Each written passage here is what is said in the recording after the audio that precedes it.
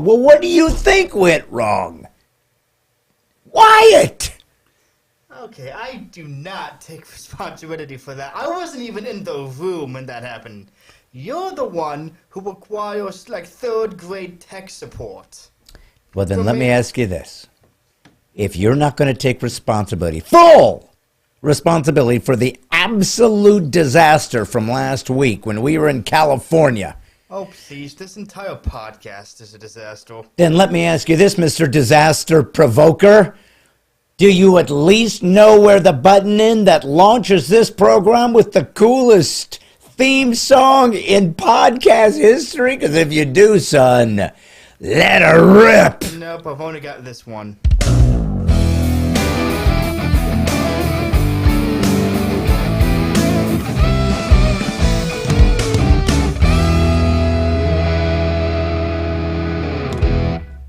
Hey, it's me, God's comic Brad Stine, and this is Brad Stine Has Issues, where comedy, conservatism, and Christianity collide in a cacophony of clarity. My son Wyatt is with me. Wyatt, if you are here in spirit, tap 3 times. He's here! We've contacted the other side. Now, tell us what it's like over there. Do you ever have to go potty when you're in the spirit realm? 2, 3. 3 means number 3. So it's not number 2. Do you go number 2 or number 1 in the spirit realm? 2. He goes number 2. And then do you flush it?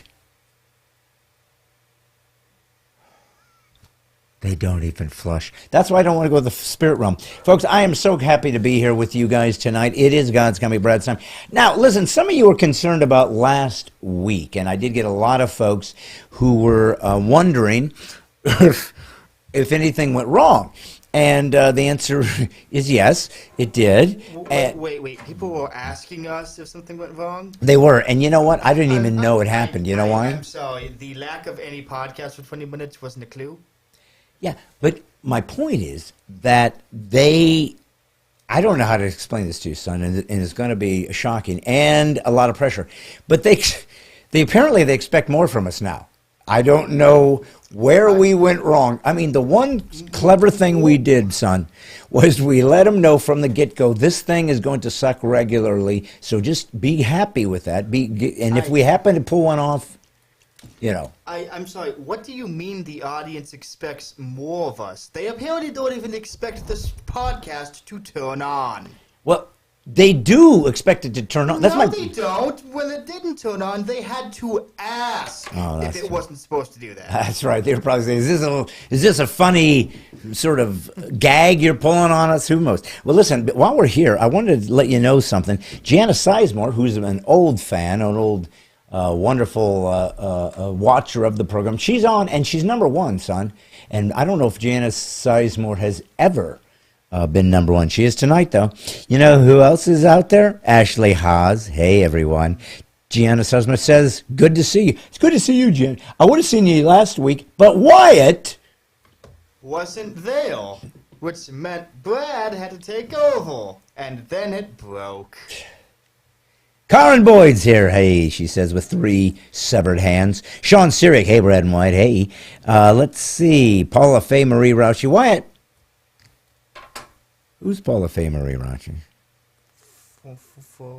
My favorite. Yes, four-name lady. Yeah, my favorite four-named lady. We also have Karen Boyd saying, where's Nick? Wait. Where is Nick? Is Nick not here? No, he wasn't on mine. Was he on yours? No, but Wyatt, if he showed up now, would that be... Nope, he's here. Well, correct, he's quote-unquote watching, according to the chat. So does that mean he made it in the nick of time? I don't think so. I mean, it doesn't say he's commenting, just that he's watching. Nick of time. I got the joke. I was just trying to tell the audience something funny. James Voice here. Receive Militia of the Mind info. Glad you're well. Receive Militia. Oh, he wants Militia of the Mind. Yeah, we're going to get to. Trust me. Oh. Trust me, we're all going to be in the militia of the mind. We're all going to be, then we're going to be looking for the mighty 10,000, the first 10,000 Americans that say we will fight back, and it's got to start with us. Fear not, my friend. That's coming. Let's see. Now Nick showed up. He did now? Yes, apparently Facebook was having issues. Man, where have I heard of that? I know. That's the same excuse you've used for the last 2 years when things went sideways. You blame Facebook. I mean, it's a multi-billion-dollar company. Clearly, they haven't worked out the bugs. I mean, you say that, but they literally just updated it, and it took me about 20 minutes to figure out how to set up this live thing. Because they moved the live button and didn't tell me. Why? They did update. Yeah, I hate it. Why do they just not leave crap alone? Simple. Because they want to innovate. I see. You know who else is here, and I know you love her. Amelia Miyazawa Neculaise. Who? Yeah, that is an exotic name, and you know what it means, don't you? That's an exotic name? Nectar of the gods. Ah. I made that up. I just wanted to give her some... I was going to say, I didn't know you spoke whatever language that was. Hey, look at this. Brad Markell. Where's Brad Stine? What does that mean? He's looking at me. He's asking me where I am. So is that like a cone, like the sound of one hand clapping, like you look at Brad and say, "Where's Brad?" But you're asking it from the Brad that you think isn't there. So that's kind of a cone, isn't it, Wyatt? Isn't it kind of an odd, surreal mind game that he's throwing my way? I mean, that or I just misunderstood the question. Yes. Rebecca Daly Dwyer is here. She's from Bellefonte, Pennsylvania. She always lets us know that. Jim Brona. Hey, glad to be with you, Brad. Why not? I sure love Jim. Don't you? Christian Luango. Good to have you. Kerry Tudor shows up. I made it. Hey, Brad, White, and everyone. Let's see. John Walter. Hi, all. Checking in from South Central Oklahoma. Nick Kress is watching. That is kind of creepy. When he first shows up, it's like him going like this, White. It says Nick Kress is watching, not stalking. Well, I'm kind of like he's peeking in and they say, "Oh, I'm out. They see me." Yeah, uh-huh. Who else is out there, son? Mikey Dietrich. Hi from Milwaukee. Hey, how are you, Mikey? Christian Luango, Poconos Mountains. Shouting out, yeah. Teresa Moreau. Hey, Teresa. I don't know if we've ever talked. Hi from Ontario, Canada. Nick Kress, Facebook having issues, did not show up. Good evening, Brad and White and all. That's Marshall Pointer Reed. Marshall Pyle is stuck in Portlandia. Save us. I can't. Portlandia is beyond savable. It is unsalvageable. It is unfixable. It has reached the zenith. If you want to know what a crap show looks like, go to the template. Wyatt, what is it about Portland that draws you there? Because I know you've always wanted to move. Leaving. Yes. See how he is? He's always one step ahead of the rest. Let's see. Glenda Hanway's here. Good. Forrest Bainey. It was all Wyatt's fault last week. Brad, you're paying him too much. You know, Wyatt? Well, technically, you're not paying me anything. Mom is. Listen. You shouldn't have brought that up. Well, why not? It's the truth. Dusty Wilhelm's here. I'm here. Facebook just took forever to show me it was on. Yes, everybody's blaming Facebook. Wyatt, finally, we don't have to be the only ones that look bad. We just blame Facebook, and now everybody's jumping in. We've taught them all a valuable lesson that Facebook is non-dependent. In other words, there's never been a glitch in the show, son. It's always been Facebook. Yeah, honestly, I thought the message they were trying to teach people is that Facebook is broken and we shouldn't be using it. Because over the past 2 years, I think I've noticed a trend of Facebook not working and us needing to go somewhere else. Yeah, it must be crumbling from within. I mean, it's only worth, I don't know how many billions. Well, I mean, it's worth a whole lot less billions after they closed the whole metaverse virtual reality thing a few days ago. Why do you think they did that? Because it wasn't working. Why wasn't it working? Let me put it to you this way. It cost them a few $1 billion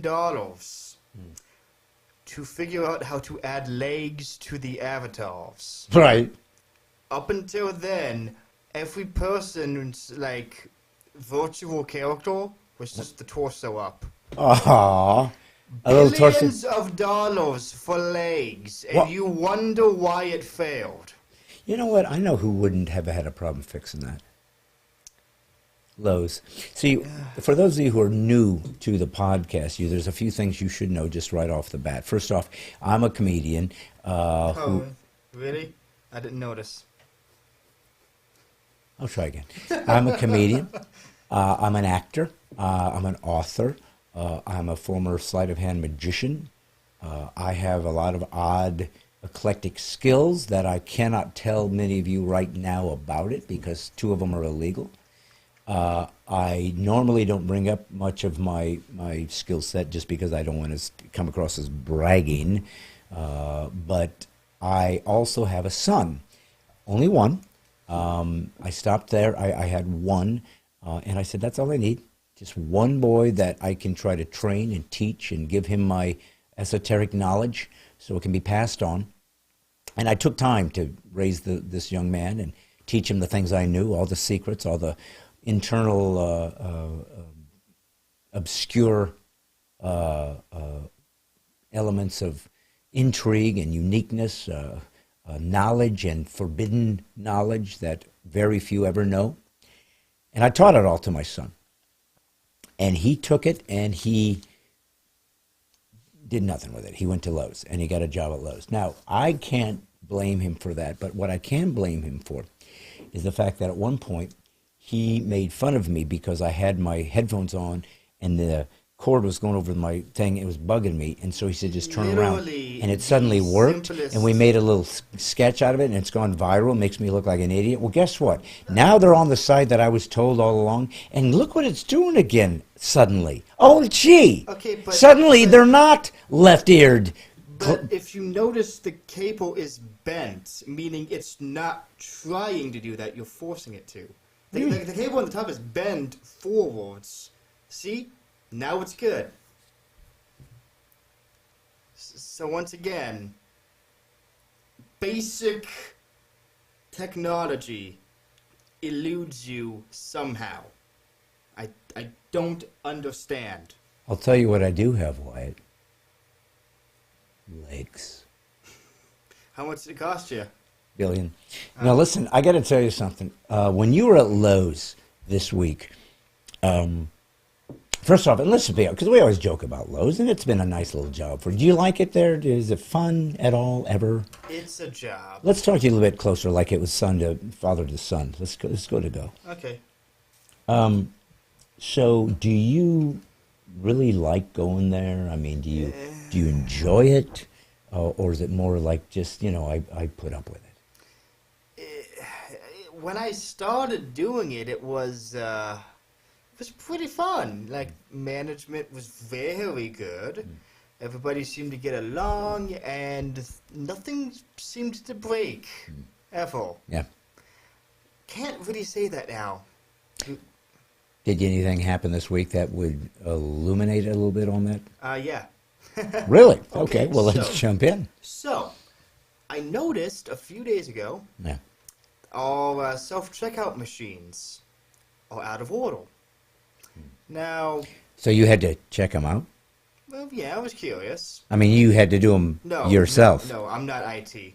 You had to check them out yourself, the self-checkout machines. Okay. You done? Yeah. Can I get on with the story? Please? Okay, cool. So, that's a problem because we have a grand total of 2 registers that are not self-checkout and like 6 that are. Okay. So we're out like 75% of our registers Okay. in the summer when we're really busy. Right. I mean, unless, of course, you want to be that guy who decides to go to customer service to check out. Which, look, you can do that, but I just want you all to know we do mock you for it. Just Why? not to your face. Why? Customer service seems to me as though you're inviting them there. Okay, but... Service here for customers. Yeah, not check out service, though. Oh, you limit your service to your customers. Listen, we have customer service. Just don't make us have to go out of our way and, for exact, maybe make change. That's something we don't want to go. Or perhaps have to give you a receipt. We don't want anything that would service the customer like that. No. Don't make us have to work or even stand up. Many of us, as you can see, are in our little bunk. We're just sleeping here. We're just resting. Matter of fact, we'll have a little bell that we fashioned out of tin. You can wake us up. We'll come in. We'll look at your item. Maybe we'll give you some service. But don't buy something here, even though our business is selling stuff. But don't come here to buy, especially if all of our machines are down. We won't hire people to do it for you. But don't come to the customer service. That's Lowe's way of handling. No, it's not like that. You can do that. You can go to the customer service and get customer service. I didn't say you couldn't. I said we'd mock you for it. Why? Because... All right, let's go back to normal camera. Camera one. Okay, fine. All right, so anyway, I found out today why those registers are out of order. Why? So, they have been working flawlessly for months now. So corporate decided to fix that, and they pushed an update on all of the registers. However, whoever we hired to make that update didn't bother to check to see if it actually worked. So when we installed it, it bricked every single one of them. So yeah, we have no idea how to fix it or what to fix. So you're telling me that you only have 2 checkout in the entire... Of course not. The regular registers got the update too. They're gone too. The only silver lining is that it doesn't seem to have affected them all the same. So there are a few of them that do work, but they have weird caveats. Like there's one that apparently you can't use a credit card or a debit card unless the total of your purchase is like 72 cents. Yeah, I don't get that one. Yeah. Well, listen, I mean, maybe it was an inside job by Home Depot to try to destroy or ruin you, perhaps Walmart. Look, them existing ruins us. I see. They probably lose more money to like shoplifting than we make in a year. So the Home Depot's bigger than you all. Home Depot started like 30-ish, 40 years ago. We started over 100 years ago. Oh. And they have like double of total sales. Okay. Well, it might be because when you go to sell something, you can't ring it up. You know, I got to ask you something, Wyatt. We were in California. What did you like about California? What did you like about it when you were there? Hold on. I'm sorry. I forgot the crowning jewel of this update issue. The update wasn't just for our store. That update bricked every self-checkout nationwide. Wow. Yes. Muy bueno. That is a big problem. Well, listen, first off, you mixed Italian with Spanish. Yeah, you know what? I know like 5 words in Spanish, and I figured I gotta mix things up. Might as well use them. Well, you did. Of course, I used the exact wrong Spanish. I think I said very good in Spanish, right? Yeah. And I think the situation I just described is anything but muy bueno. Well, that would explain why you eat those spaghetti burritos. But I will say this. I was curious about California. Now, for those of you who tried to tune in last week, the reason we weren't on is we did film a episode, and I shot it, so it wasn't live because I wasn't going to be here, and I wanted to make sure that, yeah, you guys have been loyal to this show and growing this podcast, and so I wanted to be here. I'm not going to miss a Monday. So Wyatt and I pre-recorded and had some great little banter, and then we had our guest all prepared. But Wyatt had to have everything in the computer, and he brought it with us to California, and it was all set up, but I had to be around Wi-Fi. So they went to the Lego Land, what they call Lego Land. Now, Lego Land is a place that, for example, Facebook could have used when it came to their avatars, because they could use some Legos, but or legs, if we want to just make it simple. But Lego Land would be a great place to go get legs, right? But it is not. It's Legos, actually, the game, the Danish, is it a Danish company that makes Legos? I believe it is, yes. Yeah. So the whole place is made of Legos. They have a big old, what do you call it, Ferris wheel made out of Legos, and the children get on and they... Ferris wheels made out of Legos, the roller coaster was made out of Legos, and it's even the food is made out of Legos. And that's a mistake you only make once. Once! And the kids will get on and they're excited and they go up the little roller coaster and down, and then it all falls apart and they go flying. But it's okay because it's Legos. Actually, I'm pretty sure some of the kids return as Legos. Oh, nice. And do they have Legos strategically placed throughout the ground, so if you happen to go barefoot, you can step on one? Oh, of course. They have a firewalk in some of the Lego stores, that's which is neat. just, literally, they just pull a bunch of Legos from the Nice. ground and say, have fun. I'll bet they're orange and red, though, and clear. I mean, they would make them look... No, it is every single color of the rainbow. They literally just dump a bin of Legos Nice. in this pathway and then just say, all right, Good luck. see you on the other side. Well, listen, you were there, and I went to turn it on, and it didn't work. Now, you told me that it was because of Facebook, Yeah, Facebook. that somehow they decided they weren't going to allow us to broadcast. Yeah. Now, was it me? Was it us? Was it the same IT that screwed up Lowe's checkout counters? Was it something you did wrong, son? Because I know it wasn't me. Look, all I know is I refreshed Facebook, and it worked fine. Okay. So yeah, it was definitely Facebook going, you spent too much time between saying you're going to go live and actually going live. I don't like you anymore. Okay. Okay. Yeah. And Facebook has that kind of awareness. It's almost AI. Is Meta? No. Yeah, Meta is experimenting with the AI because the metaverse failed horribly. So yeah, it might be actually. Okay. I just wanted to know because you always seem to give it sentience for some reason. And Well, you see, it's called personification. It is Yeah. a literary term that is often used to in conversations. Okay. I was certain somebody as well read as you would have known that, but apparently, comedy is definitely your specialty. Yeah. And nothing else. Well, you don't have to insult me because I'll take it very... You know what? I don't, because you are more than willing to do it for me. Why, listen, I want to know if you felt anything about California because you were born there. Mm-hmm. Now, many of you who've never seen the show, you just hear my son's voice. We're never going to show him on his face. He simply is too proud. He doesn't want to be seen. I wanted him on. I was going to have him right next to me from the very get-go. He said, no, I don't want anything to do with that. I don't want the people to see me. I always want to be under the radar. And then one day, when I have a family of my own and so forth, I won't be rushed at Lowe's. I won't be attacked like I am, where I'm regularly attacked in airports, usually because I went through security wearing metal diapers. But I wanted my son to be free from that, so I chose not to ever put him on the air. I created him from whole cloth. He issued from my loins, and that's what allowed him to exist.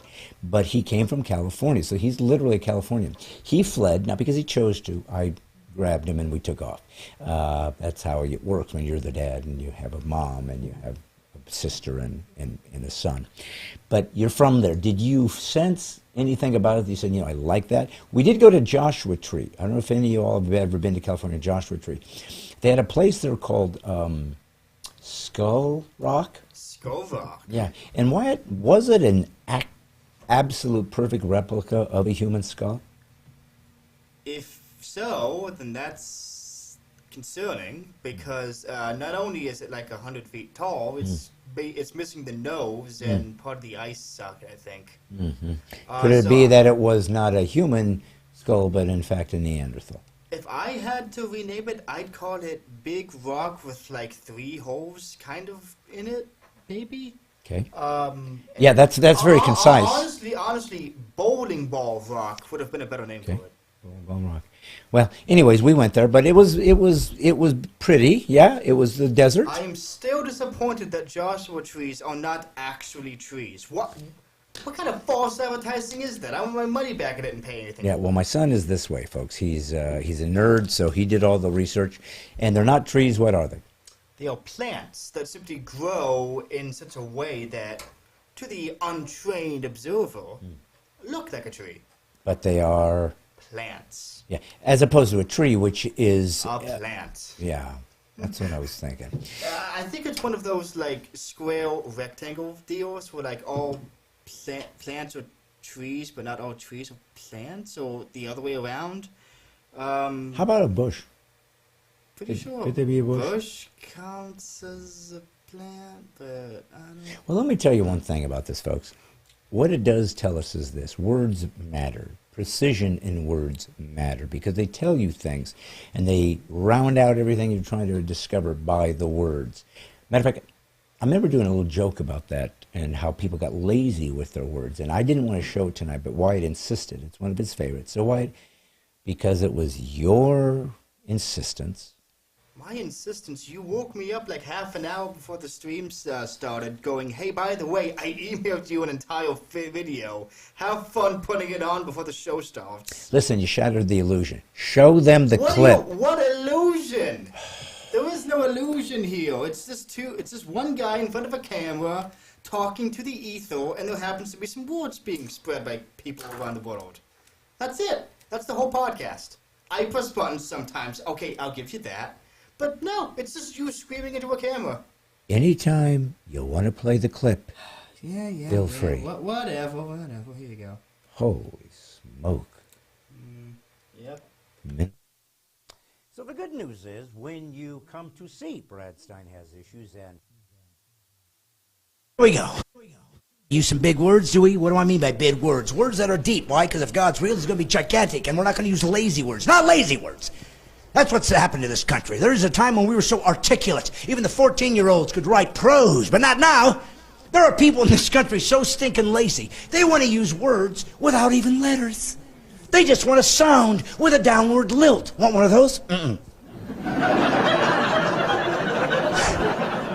There are people that go, mm-mm, because they find using a two-letter word, no, too intrusive. Too difficult for their tongue to wrap around. Oh. Can't I just go, That's what they do. Sound, downward lilt. Want one?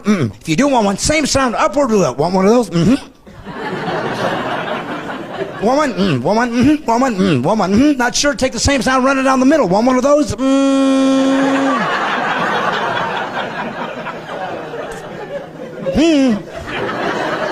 That's right. I just said, and you knew what that meant. Welcome to Kindle World, 16. I'll tell you the ultimate lazy word. Are you ready? I'll use my water bottle. Here it is. Oops. Oops.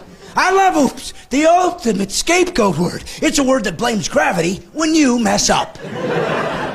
Hey, you dropped the water. No, that was gravity's fault. That's a big oops right there. Had it been up to me, it would have just hovered, but no, gravity had to say, look what I can do. I can suck it right down. Had to get all Isaac Newton and say, look how powerful I am. I can suck her on down. That's what oops stands for. It's an acronym for, oh, her planet's spinning. So keep that in mind.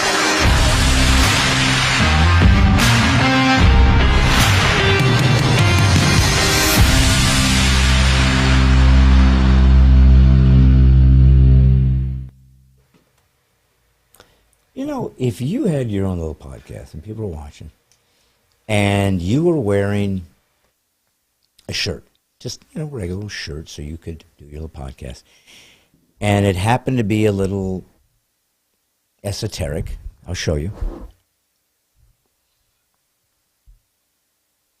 Okay, simple. Nothing complicated. Just says, what does it say, Wyatt? Zelda, which is also a video game that they made a new one, and I really wish they did it because I had a lot of plans this week that are unfortunately going down the drain. Because? It is a very fun game, and I want to play it more. I see, so you're addicted. Well, anyways, I'm wearing this, and this is... no, I don't think you understand. Very rarely does a game actually make me, lust to play it again. This is one of maybe two games. The other one being the game that came before this one. Yeah, it's a real problem. If you know anyone who suffers from video game addiction syndrome, please donate to. I don't know, what's a good fake charity name for people who struggle with video game addiction? I'm weakminded.com. I'm weakminded.com. They need your donations today. Well, listen, guys, here's what you need to understand. This was something we're on, and somebody commented on it here. I think it was Christian Luongo. And yes, Nick, it is my shirt. How do you know? How did Nick say that? Yes. What did Nick say? Is that one of Wyatt's shirts? Crap, now Nick's on to me? Well, to be fair, none of us in this group would ever think you would have that shirt. Well, anyways, yes, so I did raid Wyatt's clothing, and I put it on, and Wyatt said, because I said, hey, guys, likes your shirt, and he said, my shirt. I've never seen anything like, but my son is absolutely, like, out of his mind if I wear a shirt. And I'm saying, son, I didn't steal your shirt. I'm not selling it at the flea market. I'm just wearing it. You keep taking it, and then I have to ask you like a week later, hey, how about that shirt you borrowed? It is cool, though. It is. It's Zelda. Well, folks, I got to tell you something. I was in California, and this last week, well, let's see, when was it? It was this past Saturday. I was in Lubbock, Texas. Now, Lubbock, Texas is known for a lot of things. It's known for its cotton, great cotton industry. By the way, Wyatt. Well, yeah, you were shifting, don't No. No. Put it of. Oh my gosh, it's so. So, anyways, cotton. It's known for cotton industry, and it's also the home of Buddy Holly. So I was there. I did a faith and family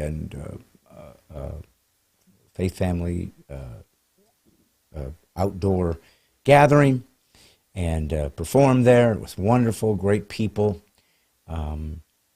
But it just makes me realize how throughout this nation we have so many people who are confused, they're upset, they're honestly, I think in many ways people are befuddled because they're watching their country literally collapse all around them. We watch things like the Durham report come out, literally proving that Hillary Clinton was involved in a fake dossier that she tried to, and the FBI and CIA perhaps, were part of trying to really destroy a presidential election. And you know what's going to happen to those people? Nothing. What would have at one time been considered at least sedition, if not treason, nothing's going to happen because they control the ability to even draw those options as far as using the Attorney General to go after these folks, for the Congress or Senate to begin impeachment, or at least go and decide that there's going to have to be some serious justice brought into place here when the people were circumvented from choosing their candidate. But nothing's going to happen, and that's where people are frustrated beyond belief because they realize that there is no justice anymore, and we have been taken over by leftists and Marxists, and they are in academia. They're everywhere. The wokies are all over. And the only shot we have, folks, because DC's abandoned us, is the people. Because we have the numbers, and I've said this to you on numerous occasions. It was one of the things I used to say a lot when the masks were mandated that I never participated in. I said, folks, you know what would happen if the day after they said everybody's going to start wearing masks, everybody just took their mask off and said, no, we're not. We're going to just open our business and you can come and go as you please, but nobody's wearing a mask. Do you know what would have happened? And the answer is, now we know, nothing. We were just going about our business. Some people would have got sick. Most would have got over it. Once in a while, people would die, and we'd feel sad. And that's it. Instead, we created up and opened up a door for America to be stolen right out from under our fingers because the left has absolute control and are involved with international forces who are involved in our politics and are destroying and have obviously a lot of compromising photos and or bribery charges, corruption on many of those in Congress and Senate and probably in the executive branch. They're not going to do anything or say anything because they are trapped. They are being held hostage to their corruption. So what do you do, right? What do you do? I mean, we've never been here before. We've read about the Civil War. We just have never been where we thought, what if we had to do one? Well, we've read about the Revolutionary War. We just never thought that we would be the ones there. But every one of those people were just regular citizens that suddenly decided we got to do something. So I created this idea called the Mighty 10,000, which is the first 10,000 subscribers, $3 a month. So I wanted to make it cheap because it wasn't about making money. It was about something that would help people feel solidarity. The militia of the mind is where I'm going to aggregate lots of different people, and I'm already doing it. I just have to get it into format onto the page, so when you guys come on it, you'll be able to have access to these people if you subscribe. And what's going to happen is you're going to have numerous people, Christian, conservatives, patriots, different folks who are experts in certain elements of whether it's law, whether it's constitution, whether it's CRT and or Marxism, extremism, or school boards, and so forth, and how you can fight back in your community to try to destroy the evil. Because it's going to have to be you. We're the army. We're the militia. The Second Amendment was made for a time such as this, when a government system used and took control over all of the academia. So they're training our kids to be activists. They took over now the woke with ESG. The corporations, so they want to look good, and so they are also falling into. I mean, it was a brilliant plan, and they pulled it off stunningly. And now they control. They use, of course, Antifa, and have used numerous other open borders to bring in evil folks who can beat, kill, shoot, rape, and destroy. They will, and then not have any policemen to do anything about it. So they just, I mean, it was a brilliant plan, and it's working. Or we say no. So if you would like to join the Militia of the Mind, believe it or not, you can sign up right now. If you go to bradstine.com, you'll see it. And it's just asked for your email, so I'll have access to you so I can give you information. But if I ever get kicked off of Facebook or anywhere else, I can find you. So you need to just give me your email address, and we're going to find a platform where I can go. I don't mind being on Facebook, honestly, if they would just be Americans and allow people to speak freely. I don't mind Facebook at all. I don't mind anything but TikTok. TikTok is total Chinese infiltration and data harvesting of Americans. That should be thrown out. But I would love to stay here, love to stay on YouTube. I believe in free speech. I'm a conservative. I want to conserve freedom for everybody. I don't care if you want to come on and hate me, as long as I can come on and disagree. So if you want to come in and join this, and then we'll have access to people where you can not only learn and train, but you can bring them into your community, and or you can come on. We will have gatherings where you can come and watch us interview in live, and you can watch, you can be there, and you can ask questions. I mean, it's the only thing I know what to do, other than the single most important thing you can do every day. Pray. America's dying right before our eyes. Unless God will have to intervene, and we will have to be prepared to do whatever we have to do to defend ourselves. I want it to be with our mind. I want it to be a militia of the mind where we don't apologize. We stand up firm. We teach and encourage each other to be courageous and warriors. We never lie. We never listen to lies, and we are never mandated and or demanded to behave in a lying fashion by what we say, do, or think if something is in contradiction to reality. That's what we're seeing now. They're literally teaching people to even disregard reality. If you are that stupid and that spineless and so interested in freedom and liberty, that you literally would allow yourself to be just a little minion that is controlled by others. I don't know how to help you. I think you're unteachable. I don't think you're fixable, because you are giving your children away to butchering and mutilation. You're giving yourself away to your own freedoms, your own thoughts, and you don't care. And if that's who you are, you're not American. You're just a citizen. So we're trying to build the real militia. And little by little, I'll begin to launch this on a larger scale. We will have T-shirts, and there will be little patches on the sleeves when you buy your T-shirt. That would tell you the number you're at in regards to joining the Mighty 10,000. So that's where we're at. That's what we're doing. I'm going to have you share. And, I'd love to get more people watching live. Maybe people have things to do. I know a lot of people that like the show don't watch live. They get it the next day or whenever they can watch it.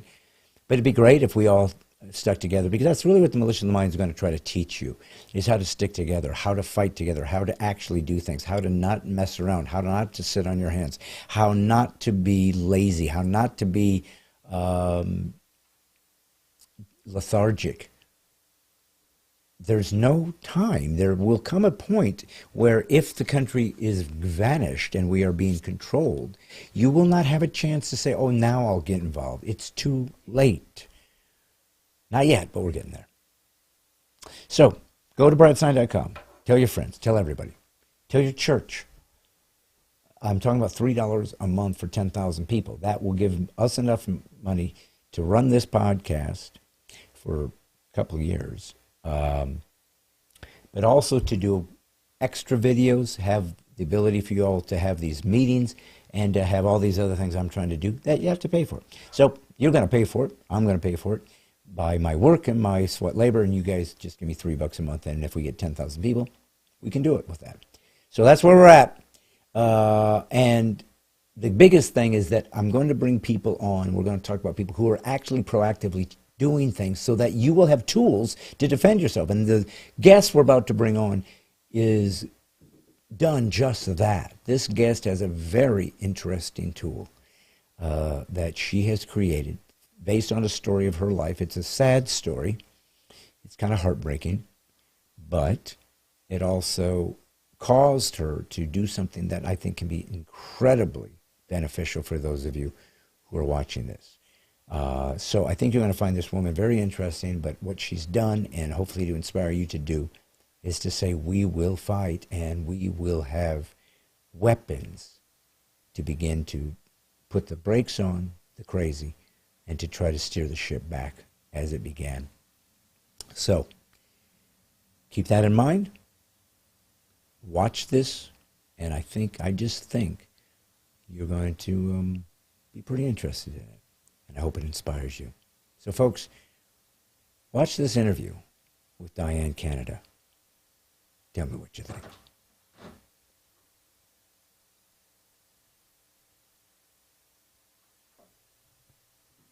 So the good news is, when you come to see Brad Stine Has Issues and God's Comic, you get to get some actual practical ways to change the world as you know it, hopefully for the best. And in order to do that, we need a whole big giant army of fellow warriors fighting the good fight together in unison, even though each one of us have a different role to play. As a Christian, the body is made up of many members, one body, and the eye can't say to the foot, I don't need you. In other words, everything has its significance, which means even the colon is necessary. That would be my job. But the rest of the people happen to fit other parts of this grand fight, this grand narrative. And from a mainstream or secular perspective, even though I don't know if there really is a secular world, I believe that God is in control of everything, but he allows us to screw it up or fix it based on how much we're committed to it. There is a means by which we examine the territory we were given, and we're responsible for it. As I've said a million times, if I was a Christian in Iran, I'd have a different way that I communicated. If I was in North Korea, I'd be hidden in a closet whispering. I mean, you got to deal with the terrain that you're given, and you're responsible for it. But I was given the United States of America. God called me to be a missionary to America, and I was given a very, very rare gift, religious liberties. And so I'm going to fight for those, and I'm going to defend them the best I can, as honorably as I can, and hope that maybe, just maybe, God will give us some grace and allow us to continue to have the greatest nation in human history. Time will tell, but I will say this. Things are precarious. Things are different. Things are difficult. Challenges are amongst us that we have never seen before in America. We've had battles. We've had the Revolutionary War where we fought against Britain. We've had the Civil War where we fought against each other over ideas and ideologies as to how we would function as a nation or even as an individual state. But we are, for real, having a systemic insurrection in the academia and the intellectual realm in America. We are being taken over by Marxism and by those who despise this nation. It's real, it's not hyperbole, it's not right-wing rhetoric, it's actually taking place. We are being destroyed from within. And you know how they're doing it? They're doing it like all totalitarian, cancerous, evil people do it. They take your kids and they turn them into what they need them to be. And if you're not ready to fight for that, you don't deserve America. Let's put it to you like that. I don't waste time. I don't screw around. I'm not here to tell you how great conservatives are and how bad the left is. That's a done deal. I don't sit here and say, can you imagine how they treat conservatives? I don't waste time with that. That's already well established. What I want to know is, can we fight back? Is there answers to this fight that we find ourselves in? Well, I happened to stumble across somebody, and I don't normally stumble across people, but this one I did. I don't know why she was laying on my lawn, but there she was, and I stumbled.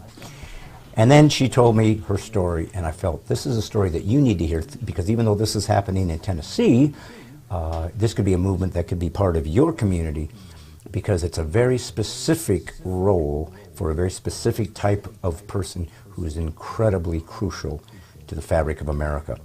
And so I have a very special guest, and I'd like you to welcome her. I know you're going to find this interesting. Her name is Diane Canada.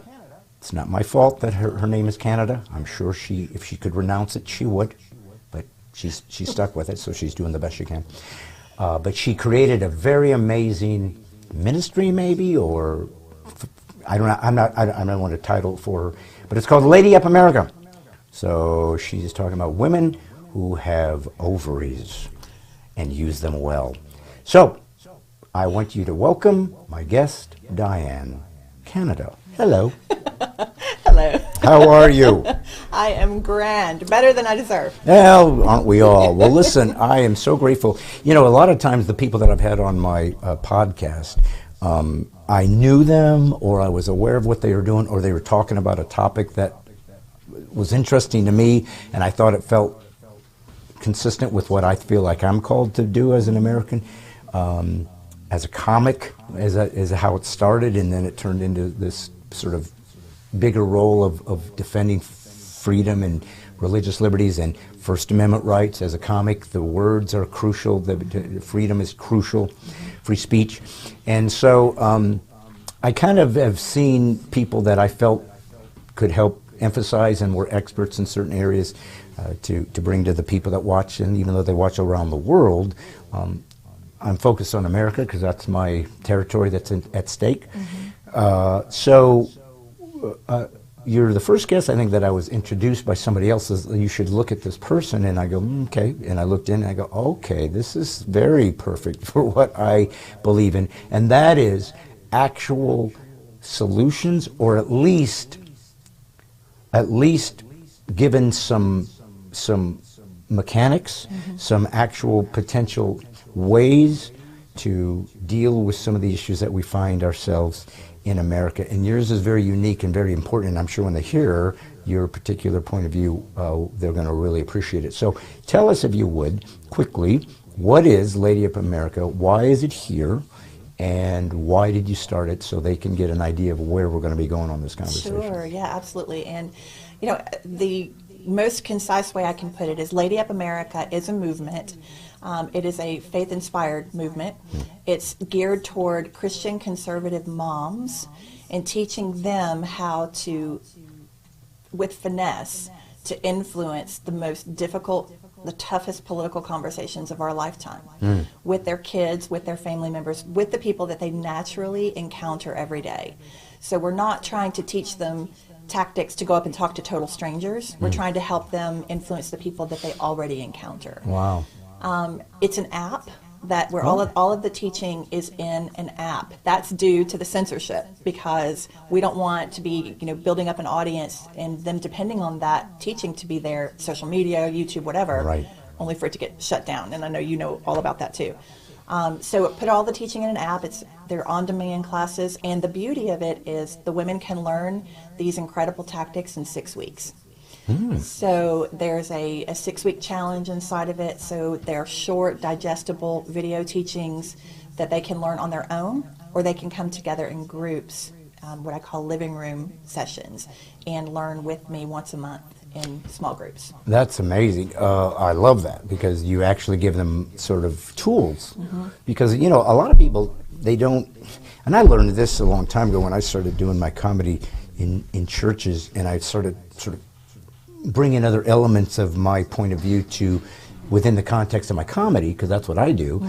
And I began to use Judeo-Christian worldview as my social commentary, like a Richard Pryor would talk about being a black guy, or George Carlin would talk about, or Dave Chappelle, if we're going to be more modern, about perspectives of America or whatever their lifestyle is. And I was the first comic that kind of said, well, I'm going to come from a Judeo-Christian worldview perspective. There were other Christian comics before me. I don't mean I invented that, but to use sort of this ability to look at the culture and the world and analyze it from a Christian perspective, and then sort of send it out there in the cultural milieu in a humorous way, that hadn't really been done, and I continue to do that, and I still don't really see that in other Christian comics, not that there's that many.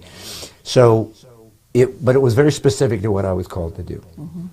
And I'm curious about, before we get into the nuts and bolts of it, and we're going to, because this is amazing, and I'm so grateful that people are teaching, because I didn't see that enough in the pulpits, I guess where I was getting at.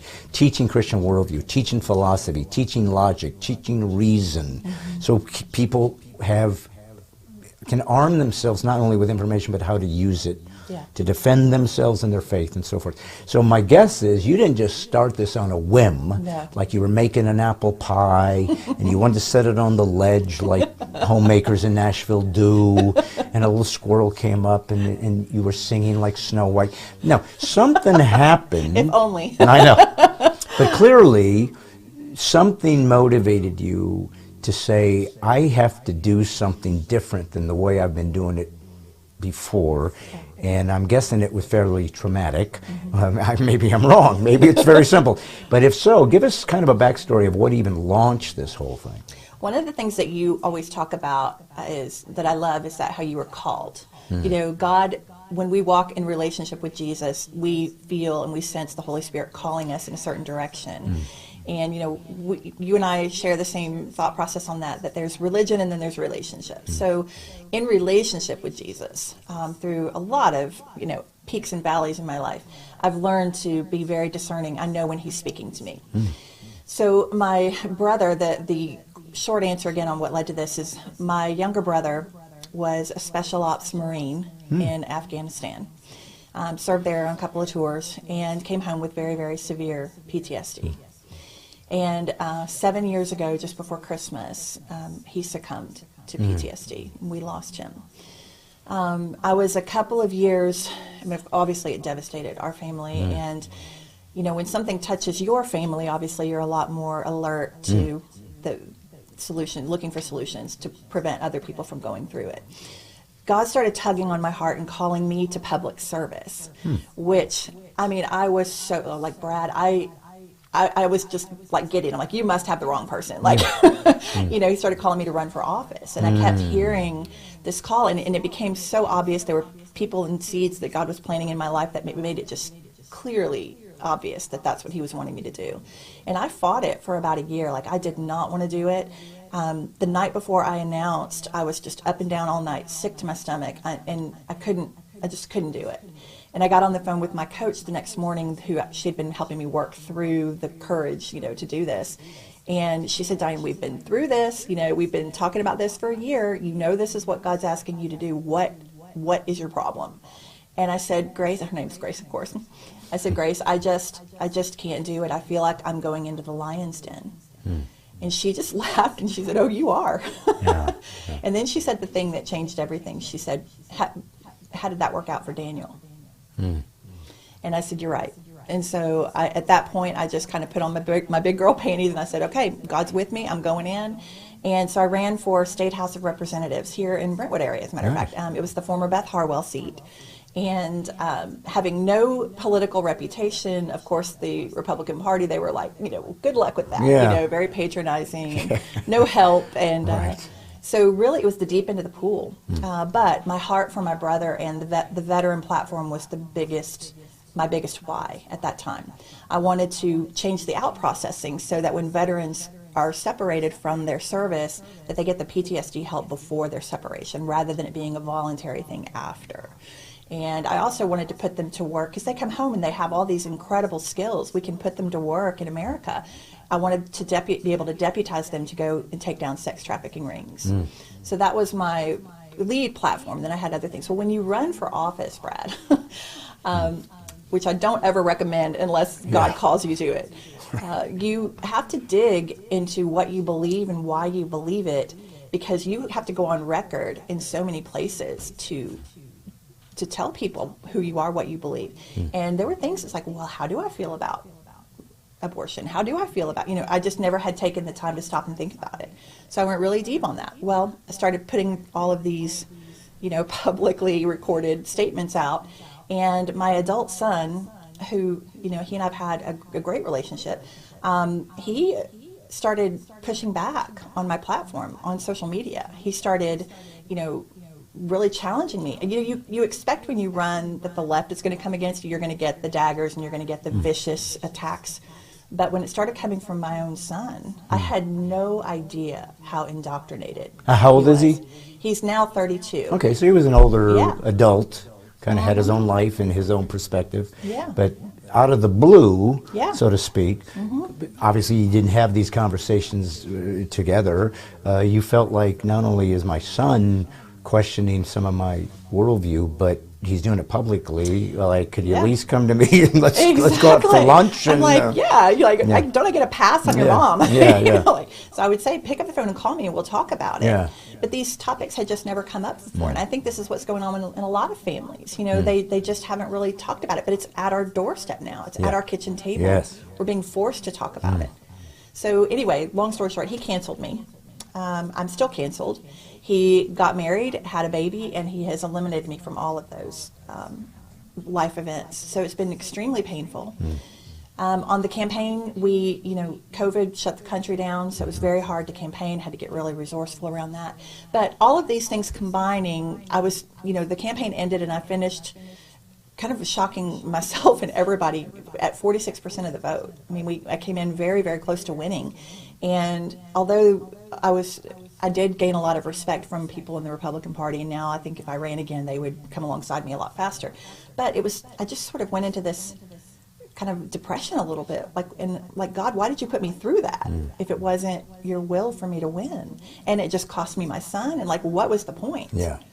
And so this all was kind of coming to a head right at the time that Biden was the atrocity that happened when he extracted us from Afghanistan.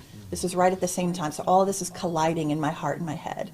And when I watched him leave behind our people, and I watched our servicemen and women being lost that day in the betrayal to the memory of my brother, that was the last straw.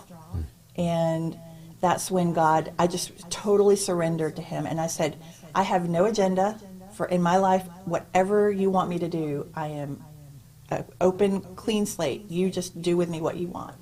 And this is when all of the Lady Up America started to take shape. So it was fueled by, the being canceled by my son, but then also being up close in the political realm and seeing that there is no cavalry coming out of Washington. Right. There's no cavalry coming for us. That's right. And the everyday citizen can do something. And so it's what I think the answer to the problems in our country are the American people. Yep. And I think it's specifically moms, Christian conservative moms, have superpowers that they have yet to tap into. And so this is just now all evolving into a movement. Wow. Well, okay. So, again, we're going to get into the deeper perspective of what you've created and find out about this app and even some of the tools. Perhaps I'm sure you can go over some of the ideas on a simple level just to get them what their appetite. So I'm sure there'll be people that will join up once they hear what you're doing. I hope so. Well, I guarantee it. But let's go to the dark places first, because it'll not only give us an emotional connection, but it'll help us to try to grapple with what is really happening in America. I began to say for quite some time now that we have to reevaluate how we perceive each other in America. And what has become very true to me, very obvious, is that we now you're either a citizen of the United States of America or you're American. Yeah. But you don't get to be both anymore. Used to be, because all Americans are citizens. But not all citizens are Americans You're anymore. right. You're right. That is a great. And that has to be delineated, Yeah. because when you have, and of course the minute I say that, people say, well, who are you to decide who an American is? And I say, yes, I strip you of the title. You don't have the right to carry the name American. But if you don't believe the Constitution, if you don't believe that America is a sovereign nation, if you don't believe free speech is sacrosanct, if you don't believe that we have the right to defend ourselves against totalitarian government, if you don't believe that America, with all of its flaws, has always spoken of its flaws and tried to change them, if you believe that any kind of Marxist ideology that's infiltrating our academy and creating activists out of our children to destroy this nation from within, if you believe in all that, you ain't an American. You're an insurrectionist, and you're evil, and you're despicable, and you're using the freedoms given to people like Diane's brother who died for freedoms, so you can destroy freedoms. You're a despicable person, but all leftism is despicable. All of it is, because Marxism is based on atheism, which gives them the right to be God and destroy anybody that gets in their way. You are not virtuous. You're not the good guys. You're the worst of people because you're self-deluded. You've taught yourself you're the great people while you kill people. And I speak on these things this boldly because we don't have time to play around as though this is just a movement that is in a trend that's going to come and go. So let's talk about your son and this cancel thing, because I am sure there are people watching right now who've experienced the same thing. Now, maybe it wasn't their son, maybe it was their aunt, maybe it was their friend, maybe it was a lot of friends have been lost. And if Corona had any value, and it did, it was a cult, but it did expose. Yeah, absolutely. The frauds, the cowards, those who will be the ones who will say there's Jews in the attic, like they did in Germany. Those who will turn us in, who don't care about liberty, who don't care about freedom, they expose themselves. You now know who you are. That's right. You're not American. They're unmasked. Yes, and so and a lot of Corona of dynamics created canceling. Those who are on their fifth booster, while people are dying around them with 18-year-olds with myocarditis, and say, yeah, it's not that, okay, anyways. So those folks would cancel you if you weren't going along with their perspective. So tell me a little bit about, let's say, the dynamic of the relationship that you had with your son as growing up. Did you raise him sort of Christian, and was that kind of the tack he took or whatever? And did you see anywhere where things began to change in the way he was seeing the world? Yeah, so I wrote a book about my experiences, and my son is a large part of that story. I got married right out of school and made a very poor choice in a husband, ended up divorced with the baby at 20 years old. Okay. Very young, and so there's a whole story behind that, but I don't mind saying this publicly anymore. For a lot of years I wouldn't, but my husband at the time was considerably older than me and had a lot of resources, family support, all of that, which I did not have at the time. He ended up with custody of my son. And so it was devastating. Like that put me in a fetal position. That I didn't think I'd get up from that one. And then moved him to Wisconsin. I was in Atlanta, so he moved him 1,000 miles away. So I had to lady up. I had to figure it out pretty fast. Like I was, not, and that's when my relationship with Jesus really took hold. Because after a lot of, like I said, peaks and valleys, very difficult times, there was a pastor that came and visited me in my home, and he just reached out his hand and he said, "Has the world beat you up enough? Have you had enough? And if you have, Jesus is waiting." And he put his hand out. And when I took his hand that day, I took Jesus's hand, and that's when everything started to come together for me in my life. It's been a long road, but I can see the fingerprints of Jesus all the way back to that moment. I fought like a beast to get my son back, but when I finally had to reconcile with the fact that I was not going to get to raise him every day, then I just went for as much visitation as I could. So he and I spent his childhood in planes, trains, and automobiles, literally, hotel rooms. And so, but about every 6 weeks, we were back and forth with each other. Okay. And so there was no way I was going to let him grow up thinking that he was abandoned or not loved or any of that. So we already had distance between us in his childhood. We had really closed a lot of that gap, but I never had any inclination that he was anything other than conservative. The only thing I will say is his family up there, they are part of Union. They're in Nashville. What part of Wisconsin?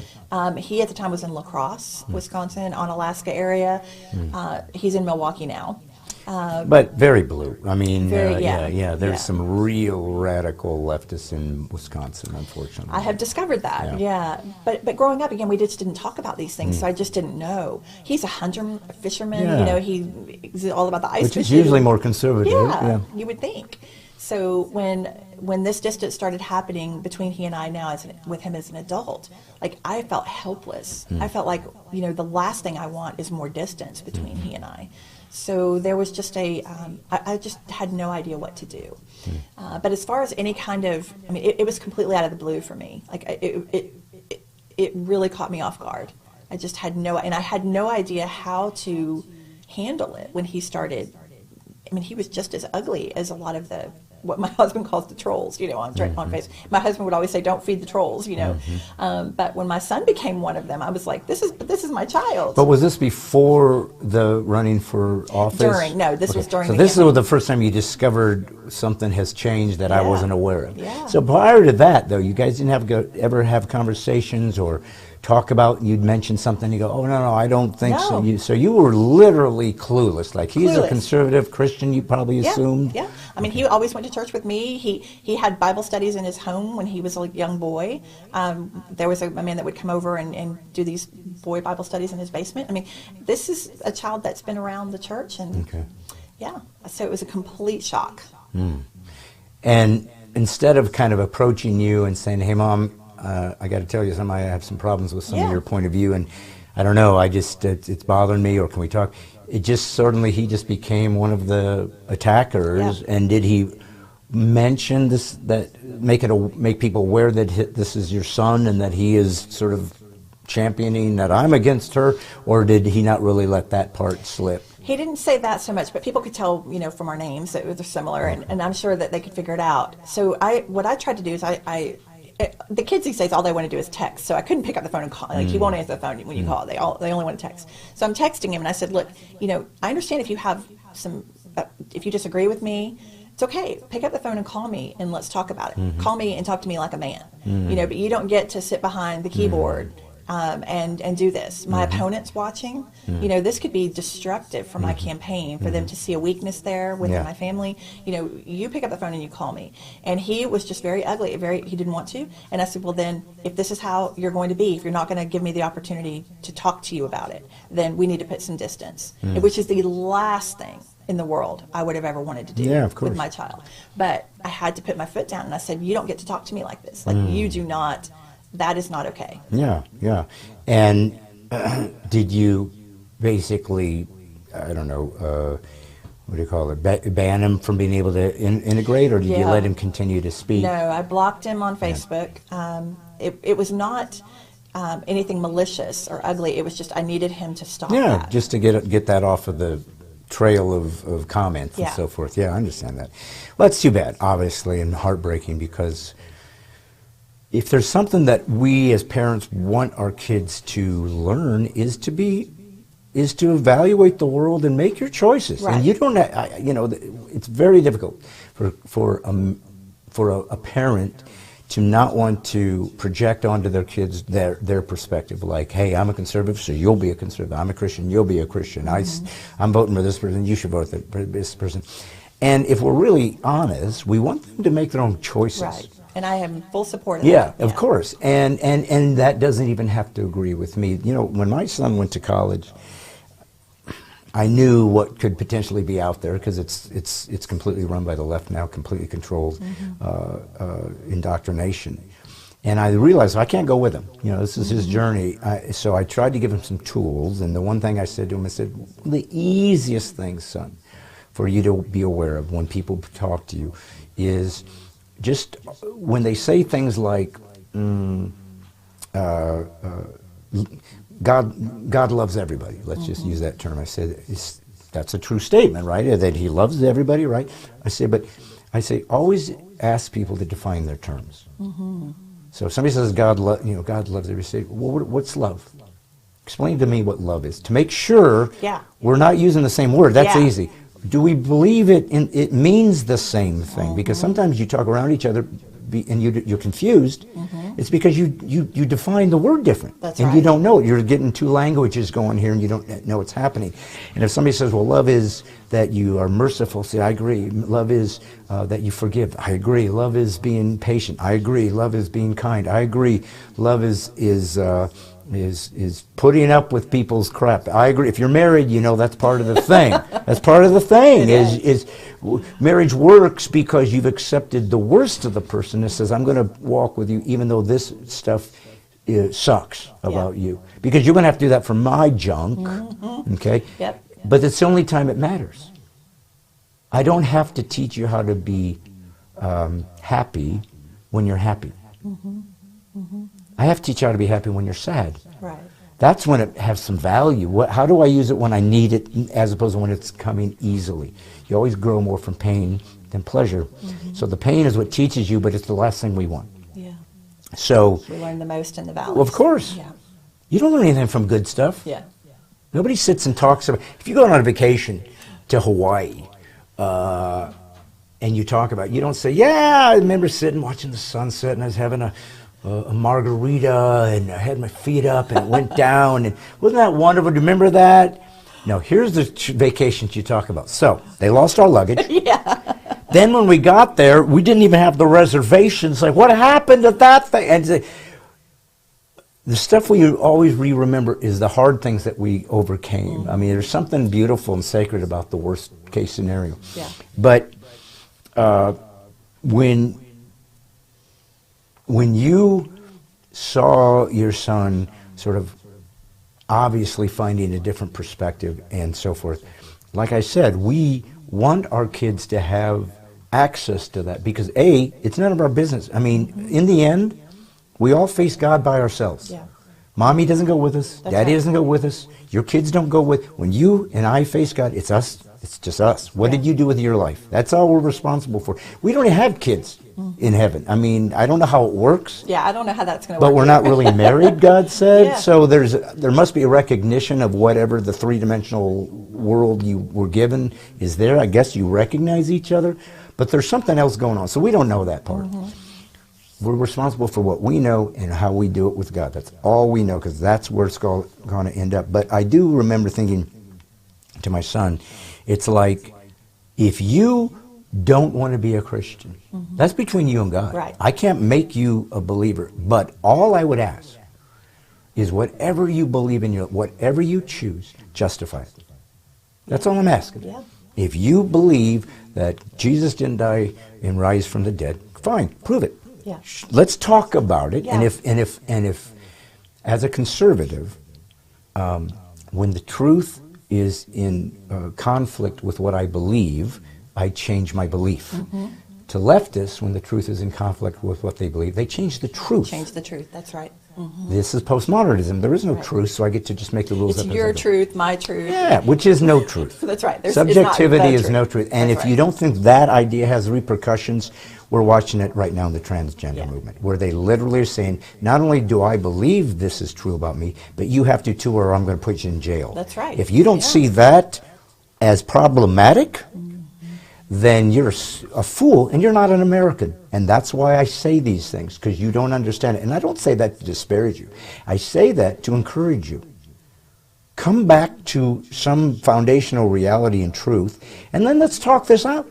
Let's figure out what's going on. If there's problems, let's talk about them. But we have to have some foundational truth we all can agree on, so we know what we're trying to accomplish. So, you know, your son made his choice. You moved on from there. Obviously heartbreaking. You know, who knows what God will do, and that hopefully that will be reconciled. That would be our hope. But right now, that's what it is. But that didn't cripple you. It drove you to say, well, at least, just like with your brother, in his memory, let me do something that is beautiful and leave a legacy that is redemptive of something I experienced that was painful. So there's a beautiful thing about that. Yeah, so nothing's wasted. Clearly, that was a big impetus to lady up. Yeah, America. and I will tell you too, Brad, like, you know, the enemy comes against us, especially those who have a call in our life for Christ. You know, I think we all have a call, but some of us just have a more public call, you know, and so the enemy was attacking me there, saying, who are you to go help other moms when you don't even have it straight with your own kid? Right. And that was very crippling. Like this last year, as all of this has been emerging and kind of coming to life, I've had to grapple with that a lot. And I have, thank God, incredible prayer warriors in my life. And they've helped me sort through this and just going directly to God, like go to the throne, not the phone kind of thing. Like I go directly to God and I get on my knees with him and I say, just help me understand. So he's been very faithful to, I was standing on a beach.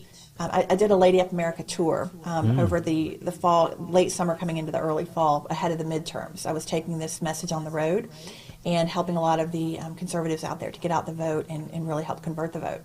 And I was standing on the beach, the same beach where I was that summer when I lost my son. That's the first time I'd been back there in all these years. And I had gone down to the beach at sunrise to pray and read my Bible a little. And I was standing there and I heard God whisper in my heart, and it just moved me to my core.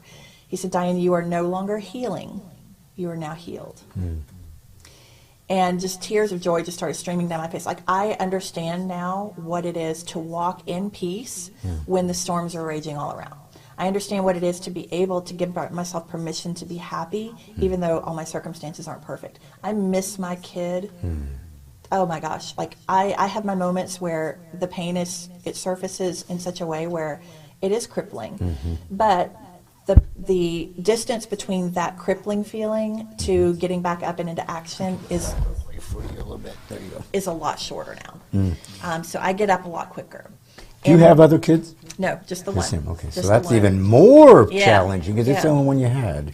But nothing is wasted in God's economy, right? Amen. So, and I love the show The Chosen. I don't know if you are a fan of that show or not, but there's a scene where James is talking with Jesus, kind of by himself, and Jesus has given him orders to go out and heal and on his behalf.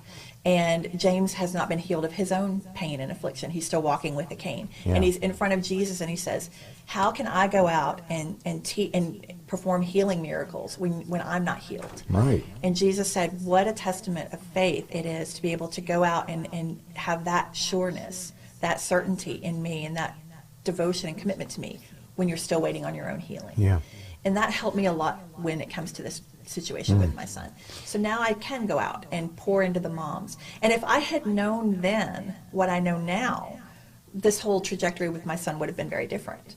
You know, so I've lived through being canceled. I've lived through this pain, this distance from him. I understand now what it would have taken to prevent that.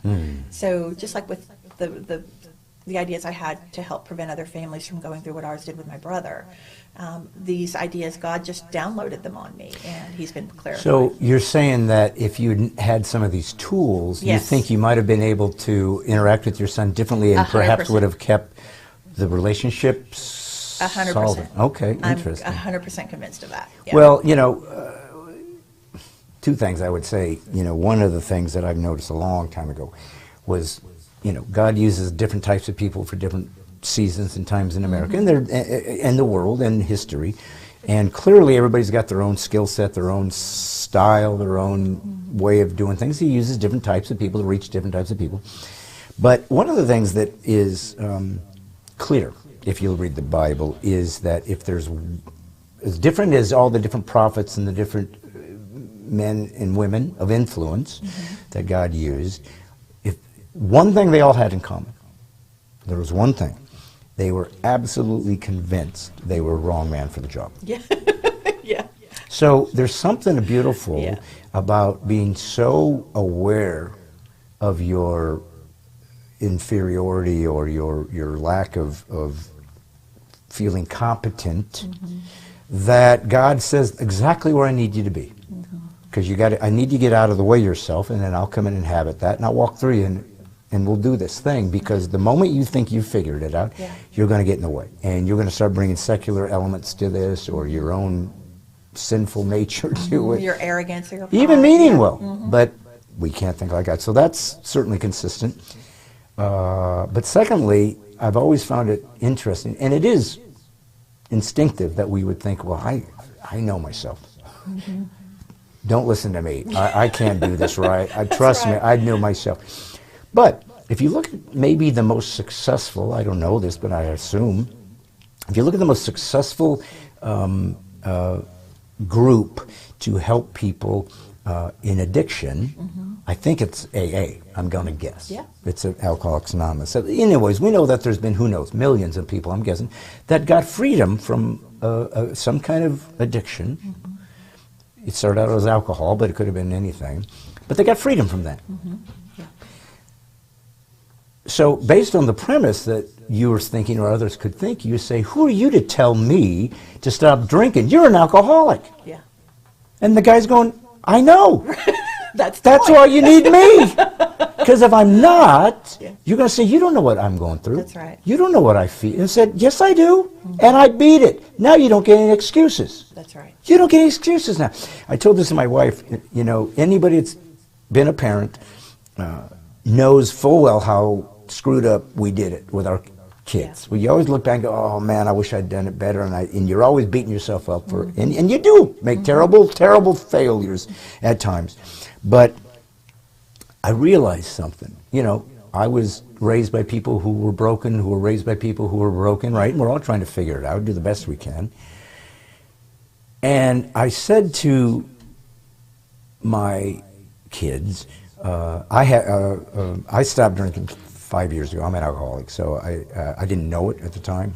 But anyways, so I'm 5 years sober. Congratulations. And but I never hurt I was never violent or did that. But there was just elements of how it affected me that was certainly not the man I should have been or the father I should have been at times.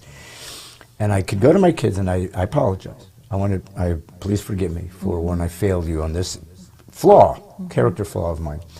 And please forgive me, I can't fix it. I said, I cannot fix what I did in the past. I can't change it. Right. It'll be there forever, and if it scarred or harmed you in any way, I can't fix it. The only thing I can give you now is to show, but I overcame it. Right. So I can show you. You don't get to use this as an excuse. If you become an addict, thank God they're not, but if you did, and say, well, you were, I said, not now. Now what's your excuse? I showed you can overcome something which to me is equally as valid and important as maybe never had any issue in the first place. And your kids don't go back. I don't want to interrupt your train of thought. No, here, go ahead. But I want to interject this, that we can look at the parallel between this and America. Because in Jesus's way of loving us, grace and mercy abound, right? So we totally screw our lives up, and then he comes in and he redeems it, right? And he says that your sins are as far as the east is from the west, and he remembers them no more. So he's not throwing them in your face all the time and making you pay, and you got to pay till the day you die. No, it's a freedom. You don't walk in that shame anymore. You don't walk in any of that. So it's kind of that same, like, in my thinking about this and what God's been showing me, is that it's the same redemption story for America. There were things in our past that we hate. There are things that we did that were atrocious. You know, the people are flawed. I think our Constitution, the way our republic was set up, all of that was an ideal that we were aspiring to. But the people are flawed. Right? And so slavery, you know, I heard this a lot on my campaign trail. How could we have been founded on Christian values and had slavery? How do you reconcile that? Well, again, you know, now we're here in 2023, right? And we still have people beating us up for it and wanting us to pay.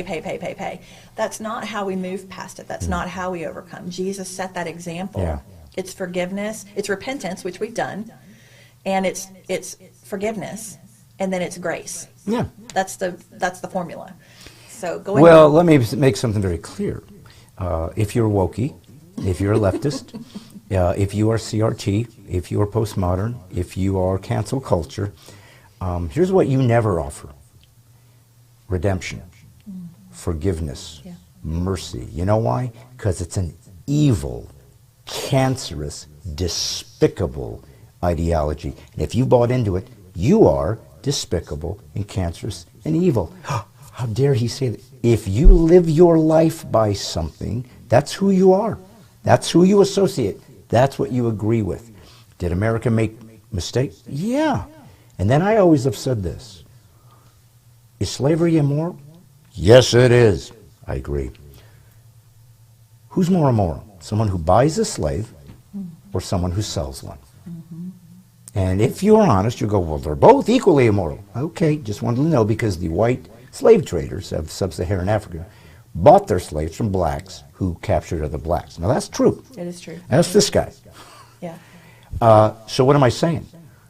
Nobody's hands are clean. Oh, and by the way, in Africa, right now as we speak, they're slaves. So there's a difference between acknowledging, trying to come to grips with the sin nature of the human experience and in a particular country's worldview, and trying to fix it the best you can. And when you show me the country that's never had a slave and is perfect, please show me. I promise you, I'll move. But they don't exist. And why would there be more Africans that have chosen to immigrate here than were ever brought here by slavery if we're racist? Either they're stupid or they see something you don't. Ungratefulness is about the worst sin you can have. I want to get into the, like I said, the nuts and bolts of Lady Up. So you realized that there was dynamics in your family, from your brother to your son to just someone who cares about America. You observed what was happening. You saw what was going on in the education system.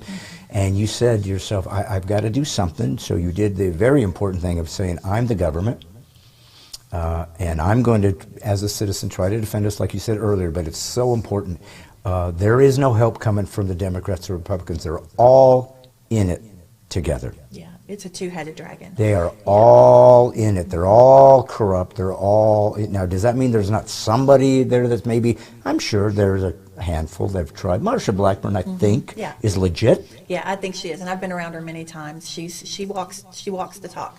And she is actually, ironically, a key part of my movement. Okay. I was listening to her give an interview one day, and she kept bringing up the term, the rule of law. And I'm like, where's that? Like, I'd never heard that. Like, where's that coming from? How come? And so I started digging, and that's when I actually found the 7 founding values. Well, so tell me about that. What is that? Let's get started on that. This is huge. I'm like, why isn't anybody talking about these? So we have, when we hear Biden saying we're fighting for the soul of our nation, right? I'm like, what is the soul of our nation? Obviously, we have our Constitution, but what came before that? Like, what was the inspiration for our republic? And this is where that term fits, and that Marsha was saying, and what I just stumbled on. So as conservatives, not Republican, Democrat, but as conservatives, we have 7 founding values that preceded our Constitution. Okay. When our founding fathers were trying to figure out how to set us up for success, they studied other world governments. They studied the Roman government, the Greek government. They went to Socrates. They went to all these these thought leaders, and they wanted to see what were the common denominators in all these governments that brought them down, and how can we protect and insulate ourselves from that. So these were the 7. So they are individual freedom, which basically means that God gave us our rights and our value. That's not something for government to determine. It's something that they are to protect, to uphold, but it's not something they have the authority to. And that's in the Declaration when it says, we find these truths to be self-evident, all men are created equal. Yeah, so that's kind of the takeaway from that one. We have limited government, which is, the takeaway is, the bigger the government gets, the less free you are. And we were supposed to be set up as a self-governing society. Right. On Judeo-Christian values. So in other words, you don't have to be a Catholic or a Presbyterian. They were trying to get rid of the denominational type of things. But even in the colonies, you had to be a Christian to run for Congress. And so and there's so many quotes from our founding fathers on Christianity.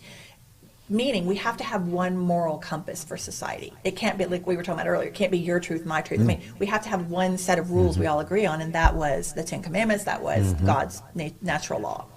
So limited government is there to be that we wanted to minimize their power in our lives, because as society, as a citizen of this society, we can be trusted to govern ourselves. That was the idea. If you're a person of virtue. That's right. That's what I'm saying. Like they just assumed that people would be Christians and they would, not have to be policed. Right. The third one was what Marcia brought up, the rule of law, which basically is what's good for the goose should be good for the gander, no matter your title, your influence, your money, all of that. Which is exactly what's not happening with the left in control, is they never punish their evil people because they use them to use their riots as a cudgel to frighten and to shame and to stop and to intimidate and to bully those who disagree. That's right. And they will never be, but January 6th people are still in jail. People who destroyed this nation in Oregon and walk free. Yeah. That lack of justice is destructive. It's out of balance, and it's an evil way to do it. But so it's interesting that these foundations have real-time consequences when you watch them not being played out. That's right. That's right. And we'll get to like what we can do about it in just a minute. But fourth is fiscal responsibility. So basically, there's no such thing as government funded anything. It's all our money, right? It's all our tax money. Free markets. The way I usually describe this is, competition is healthy, right? So if you can walk into a produce section in the middle of winter in New York and you've got an array of colors in the produce section to choose from, that's a result of free market. When we don't have free markets, it looks like the Tennessee shelves do when a storm's coming through. They're all cleaned out. You might have some money to buy something, but there's nothing to buy. Human dignity is the sixth one. And again, this is a kind of a little bit of a carryover from individual freedom, but the dignity, we're talking about subjects like abortion and things like this. God knit us together in our mother's womb. Everybody has value, and that comes from God.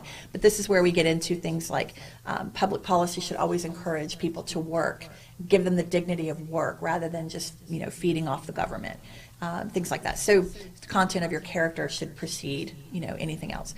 Then the last one is peace through strength. So how do you stop the bully on the schoolyard? Only a force greater than itself is going to stop him. You can't reason with a bully. No. So we have real evil in this world, and government's number one job is to protect us from that. That's right. So these are the 7, and when I came on these, Brad, I was looking through and I'm like, what? First I was mad, like, why have I never heard of these? And then secondly, they are bipartisan. They're nonpartisan, really. When people read these, they typically agree with them, no matter what side of the aisle they're on. So this was the foundation that I started to build on for Lady Up America. And then I thought, okay, this is great. The reason I thought it was great is because, we've got the Constitution, right? And I think everybody should read it. I highly recommend it. If you want one, I'll send you one. Just let me know. But it's a lot to remember, right? It's a lot to read that people are not going to be able to remember maybe all of the amendments and things like that. But they can remember 7 values. And this is the soul of our country. This is the very soul. So any news topic out there, I don't care what it is, you turn on Tucker Carlson or whatever your favorite, wherever you get your conservative news, whatever the headline du jour is, it is based in one of these 7. So if moms can learn these, just kind of get the takeaways, like I said, they just understand the gist, and they don't need to become political activists and go take political science classes, but they can remember these 7. So this helps them to understand the true north on the compass. So when we start floating away from the shore with all of these, with abortion and all these things, they have something to root it back and say. And what I always say about this is it's not something we're trying to return to. Like progressives love to, ridicule us with, y'all are old-fashioned, these things don't hold up anymore, you need to evolve. Well, God's word is timeless, right? And so are these values. So the way I always encourage women to kind of speak on this is it's not something we're trying to go back to that's antiquated. These are like the load-bearing walls of our country. So I'll say, I'll encourage them to put it in the reference of HGTV. Like, are you an HGTV fan? Well, what do they do before they demolish a house? Or what do they do before they take down a wall? They always check to make sure it's not a load-bearing wall. And so what we're trying to do is take the hammer out of the hands of the progressives that are trying to knock it down. Because if one of these comes down, the whole roof crumbles, right? So, we're already seeing that with the rule of law, like you just talked about. So this, I thought, okay, this is an easy reference for women to remember. Now, how can we bring this into the modern day conversation, like using HGTV references? And then how do we win people to these values again? How do we help them have their own aha moment? Because transformation, like you said earlier, the indoctrination, the way that the left, the Marxists, have won the hearts and minds of so many people is through this, what we call sympathetic messaging. It's like they've won them with, we love you, we care about you. Those old Republicans don't, right? We're the party of acceptance and inclusion and all of that. So it's like a wolf in sheep's clothing. They're winning them with this compassion that's very deceptive and very insidious. We, though, have through Jesus Christ, we actually have the ability to love properly. Yeah. Like you talked about, in 1 Corinthians, God lays it out. So love's not always a feeling, it's an action. Yeah. So we can lead with grace, mercy, all these things, and win people to these values. So that's when I started on the journey of what does that look like at the practical level? And, and that's how all this has evolved. I've been working on this for about a year and a half with some really smart people that are a lot smarter than me. We did a beta class. I tested it with 20 world-class leaders, and nice. I said, let's put it through the ringer. Let's see if it holds up. And it did. And everywhere that I've presented this, it's held up. And I get calls and texts and emails from people. I tried it, it worked. I tried your techniques. They work. And so it's exciting. Nice. You want to make sure you don't step out into the world too early, right? So I've been incubating it for a while. Now it's ready for prime time, and so you're my first prime time voice. Well, listen. So you take these 7 principles, and then my guess is that when they get the app and they begin this research, study or whatever you would call it, I don't want to use a word that scares people. That you have to study. God forbid you have to do any work to save America. But moms are busy. They want it in little increments. Yeah. Well, I'm guessing that each segment you focus on one of these principles.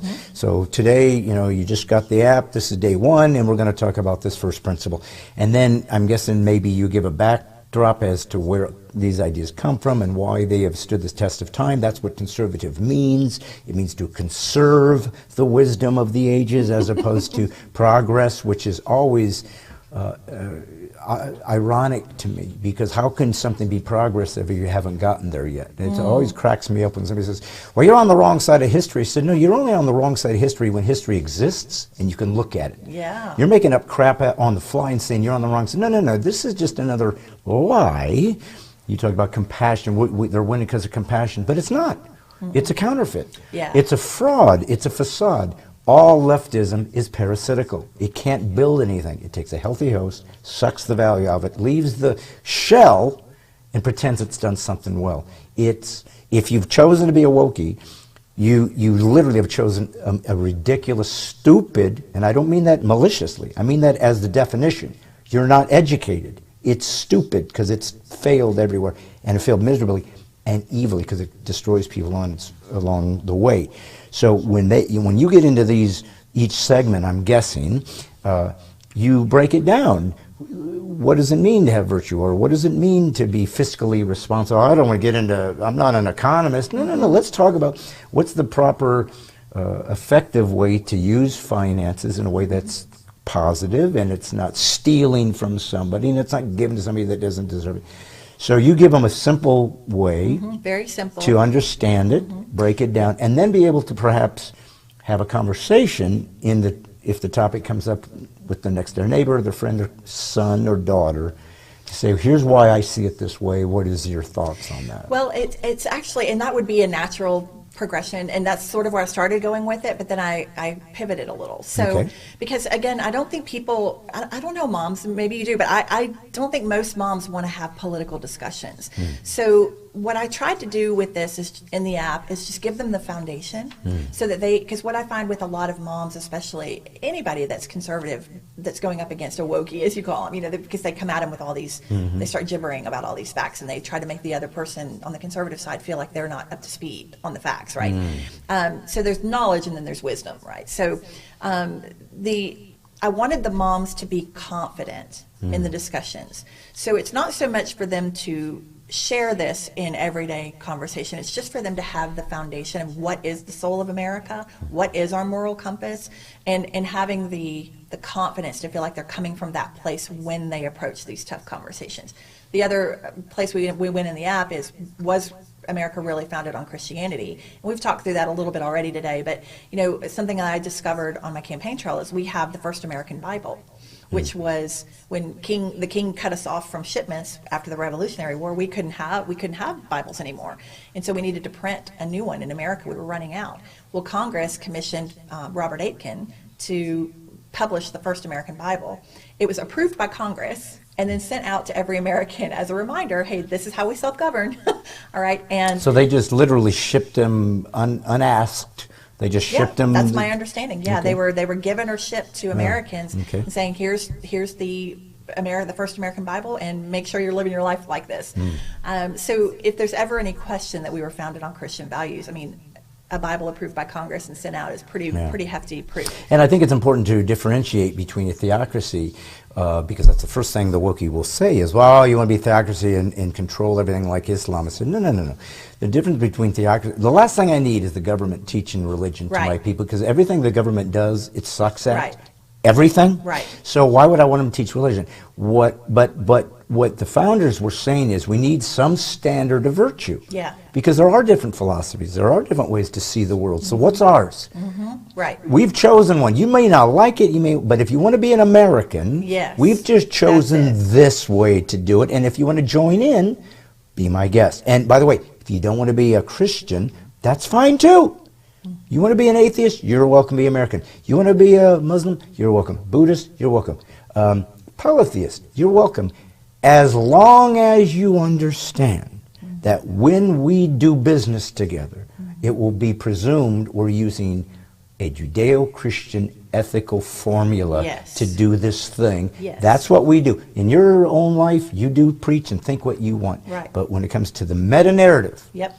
this is our foundation. So This is our North Star yeah. for America. So so is it only 7 episodes or whatever you call No, it? so this is like week 1. So we in the Oh. 6-week challenge. This is Holy just week smoke. 1. We go into the Christianity, the confusion around all of these things. But where the gold is in the app is teaching them how to influence now with their confidence and their wisdom. And that would be anybody they come in contact with, or is there somebody specific you are targeting their influence to? Well, I feel the moms have superpowers when it comes to emotional intelligence, and so when we're dealing with a woke culture that's being fed by all this emotional, deceptive narrative, then the moms are the most equipped to be able to. I mean, not that you guys don't have some good emotional intelligence too, but I'm just saying moms have it on steroids. Of course. So teaching them how to tap into that. So it could be people that you encounter, that are sort of more like acquaintances, but this is also for the people you're going to see over and over again. So the way that I've broken it down, and this has been a year and a half of whittling it down, into 3 easy steps, is we have the first piece is housekeeping, second step is entertaining, and the third step is gardening. So I take them through this little 3-step journey of the housekeeping piece is we're going to influence nobody if we're hypocrites. Like we can't be going on our Facebook page and posting this really flowery, beautiful, scripture-filled message, right? And then going and laughing and liking on the Let's Go Brandon flag over here, you know? Like the quickest way to lose our influence is hypocrisy. And also to be a volatile Christian. So I understand we're angry. I'm angry too. My brother left behind a son, my nephew. My child now has a daughter, so my granddaughter Violet was just born. So my concern is for them, for their future. I probably won't see full Marxism in my lifetime. I hope not, but they may, and it terrifies me. So we've got to lay down the offense, being offended at everything. Right. We've got to pick our battles, and we've got to clean up. And understand that we can exchange our offense. I understand we're mad. I get it.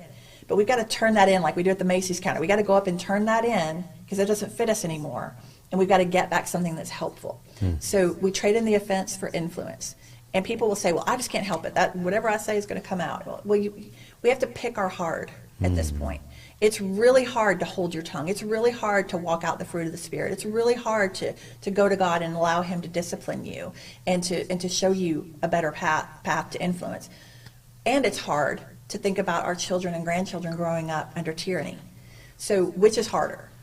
And that's my question. There's nothing mamby-pamby, about this movement whatsoever. It's going to take, it's very simple, but it's not easy.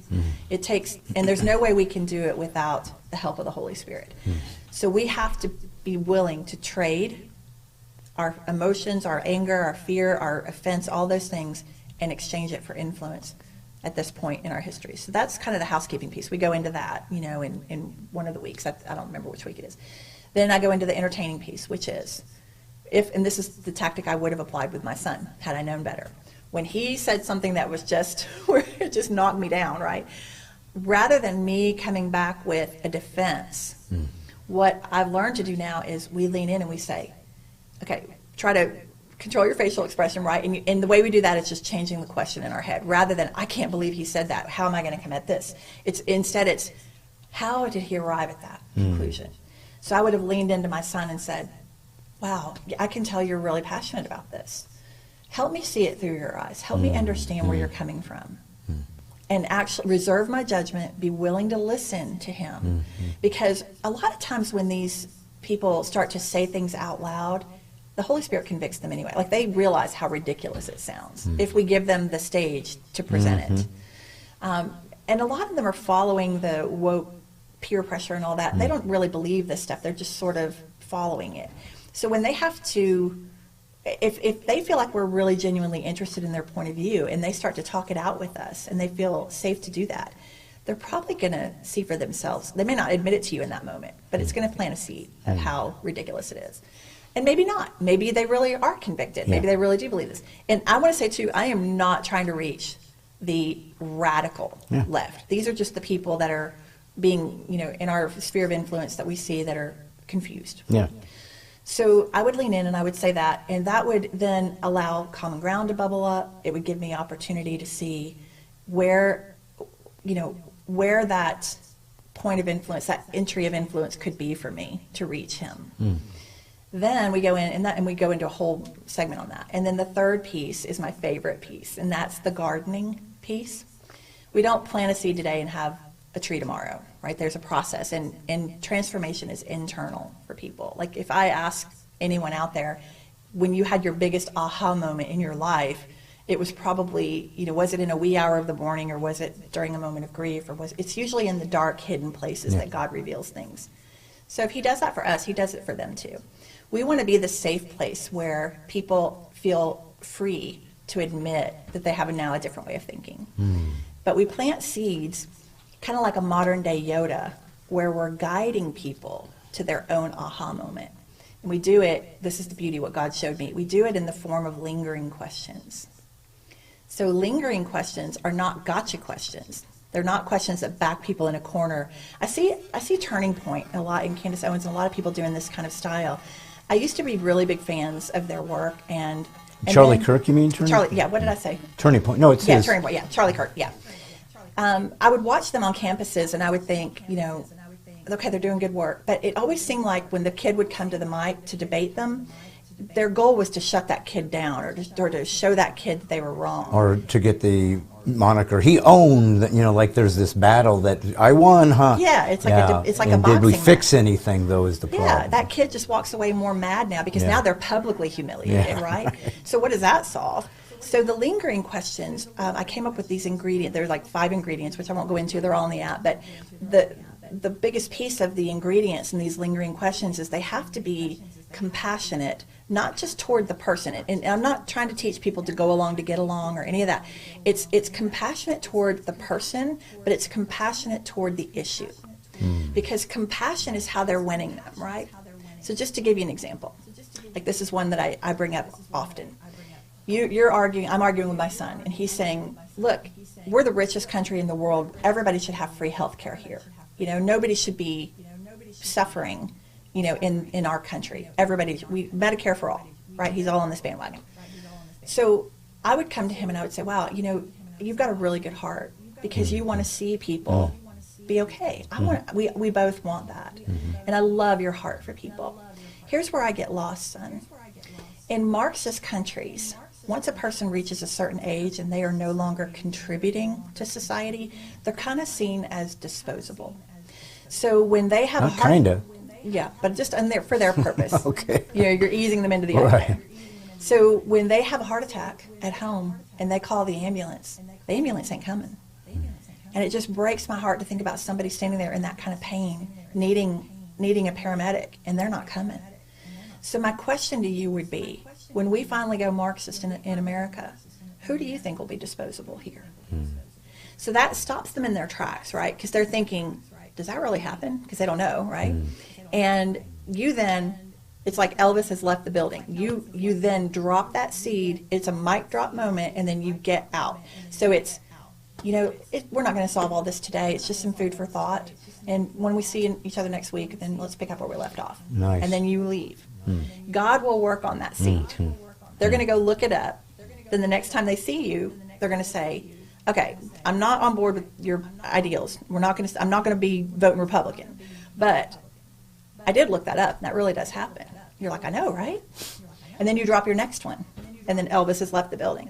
After 2 or 3 of those, they're conservative. Like they're converting because they're seeing for themselves how ridiculous. Well, and what you're doing is you are exposing the fraudulent or the pseudo compassion.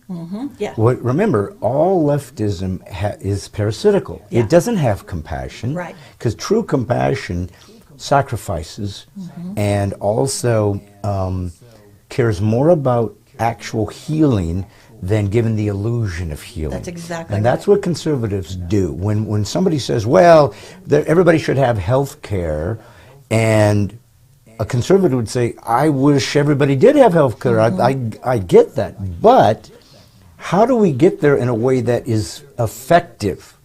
And nobody has that answer, right?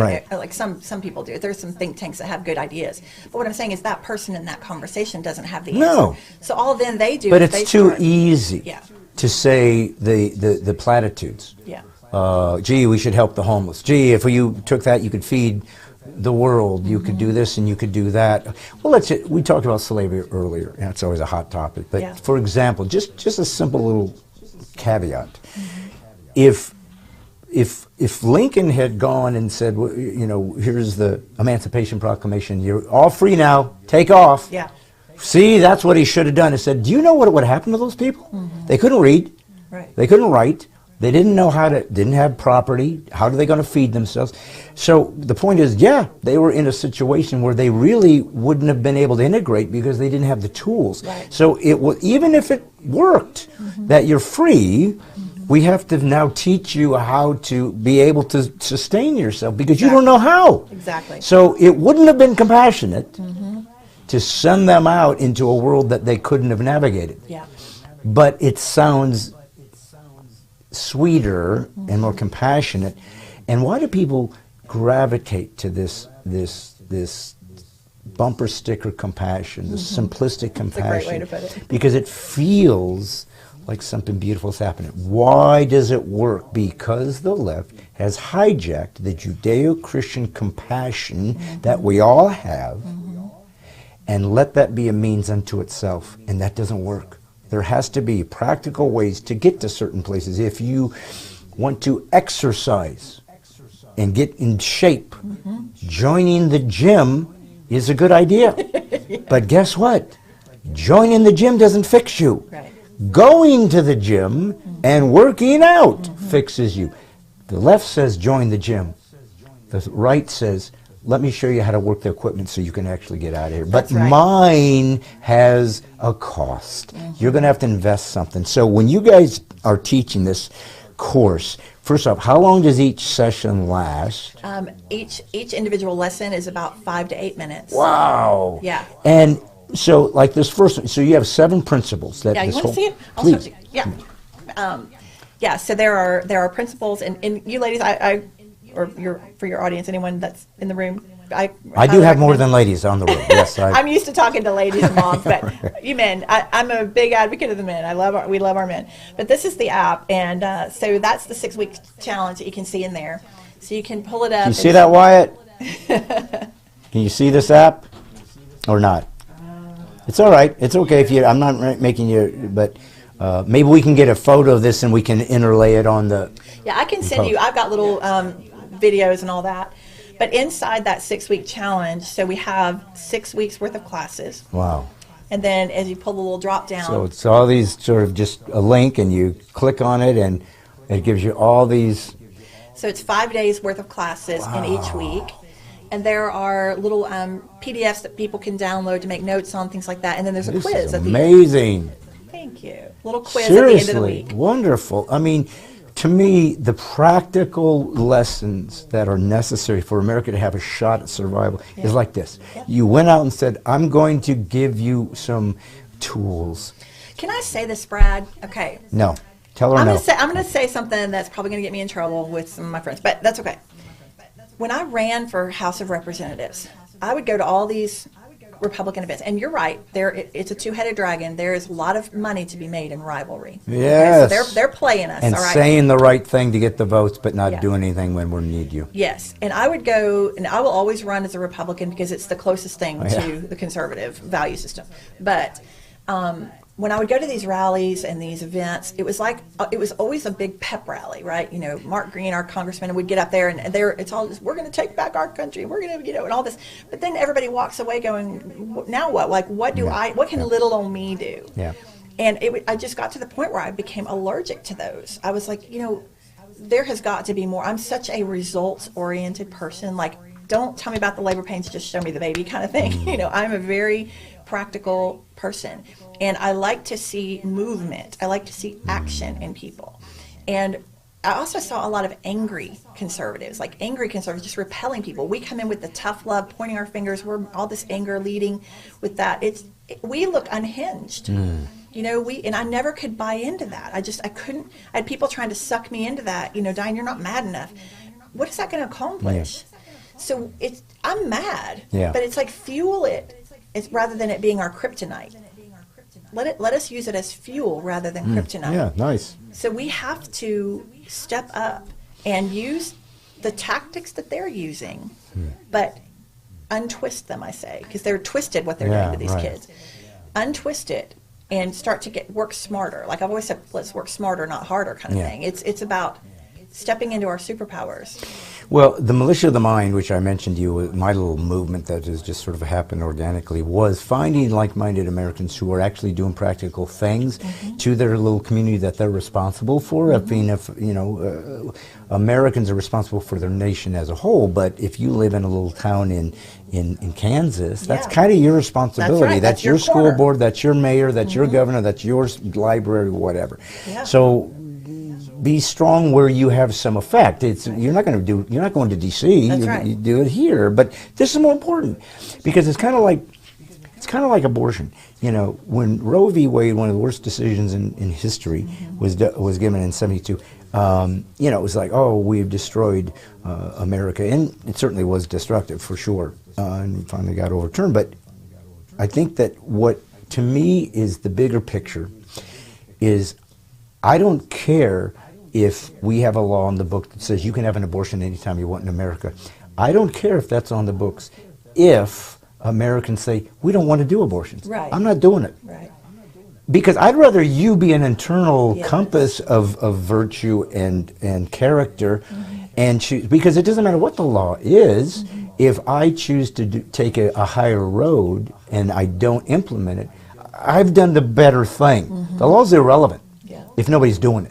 So it doesn't mean I'm not grateful it was overturned, but the point I'm making is why the founders focused on virtue. If you were a person of character, then when nobody was around, you'd still do the virtuous thing. That's real character. That's right. And so that's kind of, it seems to me, what you're trying to give them is these ways, and I love how it's in like little 5-minute things. So it's not overwhelming. And if you are a young mother, maybe you have, my daughter has 4 kids. She's 22 years old. Doesn't have a lot of time, but she has 5 minutes. Yeah, every mom. That's what I'm saying. They can listen on the go. All the podcast episodes are in here. They can listen on the go. They can listen, fit it into their life. But yes, it's not overwhelming. I hate to be overwhelmed with too much information. I think I'm one of these people. I like to learn in increments, and I kind of like to master that before I go to the next thing. And but all of this can be scaled so fast in an app. Like I said, they can't censor me in the app. Right. And the living room sessions that I talked about earlier, I mean, what I envision for this, Brad, is moms in Kansas and moms all over the country inviting 5 to 10 women into their living room and them becoming the teachers of this. Okay. They're like a so facilitator. Once they've gone through it, they feel like, I kind of got a lay of the land. Let me help walk. What do they do? And then afterwards, they talk about it. What did you think about it? Anybody confused? Or, so you're trying to really teach. Now, would you also consider it a place that would be appropriate to invite maybe a more left-leaning friend, or would they feel like it's a bait and switch? And I probably wouldn't. My audience is definitely Christian conservative. So you're really moms. trying to teach that particular worldview and give them a foundational weaponry by which they will be able to communicate to the world. It's 6 weeks, 5 days a week, and when they finish it, obviously you can do it as many times as you want if you want to rehash some of these things, but at this point, you're assuming that if they really have gotten some value to this, they'll hopefully create these little gatherings and bring people in and let them exponentially grow this until it's the organic movement. And then also, do you give references for further research? For example, I'm an autodidact, so that's how I've learned as well. It sounds like maybe you're similar to that. So I like just a lot of knowledge about a lot of things, and then when something hits, it's like, I want to go deeper. Then I will get 5 books on it. Yes. And just go boom. So you give them access to, I want to go way deep on this. And you say, let me tell you how to get there. There's a resources section in here, and that's where, and I'll be happy to put in here about your militia. But great conservatives that I've vetted that are doing really good work out there that complement what we're doing are in here. Among, like for an example, Kimberly Ells wrote a great book called The Invincible Family. And she, oh my gosh, it was eye-opening when I heard her speak about this. The UN is implementing things that are trickling down into our schools. All of this woke ideology, all of this gender reassignment, she came across the 10 sexual rights of children. And she, of course, raised her eyebrow as a mom. She's like, what are you talking about, sexual rights of children? Well, she traced it. She actually went and spoke at the UN. She's been a conservative writer for many years. But she put out a book that walks the family through exactly this whole Marxist agenda, exactly how it's trickling from the UN into our schools. So, like, that's an example. People can go read that. So I have a link to her book in here. I also have a catalog of lingering questions to get them started. So I want people to eventually craft their own, but in here we have, like, they can pick a topic. So on abortion, on CRT, on gender reassignment, all of this. And each one has, like on the vaccine mandates, each one of these has 2 or 3 questions that they can memorize, that they can kind of see what resonates with you, but that they can use to start having these conversations. I encourage them in their learning style, whatever they learn at home alone, practice with their family, or if they're in one of the living room sessions, to practice with each other, but role play these so that you get comfortable at asking the questions before you take it out to the streets. Yeah, that's I don't mean it like this, but there's cults that actually do that. Mormons, Jehovah's Witnesses, they role play so that because here's the truth. There's only so many questions you're going to. There's not like there's 400. Right. There's only a couple when it deals with gender. There's only a couple. I mean, that you're going to continually hear. So as long as you can master those, and one of the things that I always tried to do as a comic in the church and in the conservative movement was, people would say you're political, and I said, I'm not political. Define your terms. I use that. I said, so if you mean, do I get in this thing and I do my comedy and then turn it into a Trump rally? No. Do I get on there and say vote Republican because they're Christians? No. Matter of fact, the opposite. I find them to be more despicable than the Democrats because I know what they stand for. They're demonic, but at least I know what that enemy is, and I can confront it. But I prefer the demon that I know and can fight than the Judas who says I'm on your side, and then he beats me over the head when I'm not looking. Right. So that I have a lot of disdain for Republicans in general. And if there's any out there who aren't of that ilk, who are truly, yes, yes, or Marcia, who's about to be on my podcast as well, show yourself. Because I don't want this to be true. We have nowhere else to go. I mean, we're a republic. When I elect you, it's not to rule me, it's to represent me. I'm giving you my sacred vote, my voice to bring to Congress and speak of these things. That's your role. So you work for me. You don't think so. And you've used this to gain power and influence. That influence has now been used against you to control you so that you destroy our country. That's what's happening. And I'm just speaking about it because I want to defend our country as best I can. Don't worship it. Don't worship God. But I'm grateful for it, and I want to defend it the best I can. Right. I need to ask you a question, and I'm sure this is not complicated, but I just want to make sure we don't lose some potential users of your app. You clearly made this to moms and to maybe stay-at-home moms. Not that that's necessary, but it seems like that's kind of your ballywick is those types of women. It could be. I mean, suburban moms are really, yeah. I'd say. But in general, but to women, because that's kind of what you felt was maybe missing some of this information, or felt that was a need that you wanted to facilitate. But I don't want it to feel like a man would feel like there's nothing here for him. So it seems really sort of feminine-centric. So would a guy get there and go, you know what, this is a little girly for me? Or would he say, you know, it's information I could use too? It's so funny because I do have a lot of men who use the app, and we welcome them. And they're embarrassed. And nobody knows. They're and not. They don't let anybody know. They kind of do it. What's funny too is when I go out and speak, because I do a lot of speaking in Republican events and all, I'm trying to kind of spank the Republicans a little bit, Please. you know, with a lot of this information. And having been a candidate on that platform, you know, the nominee here, I feel like I have a little bit of authority to do that.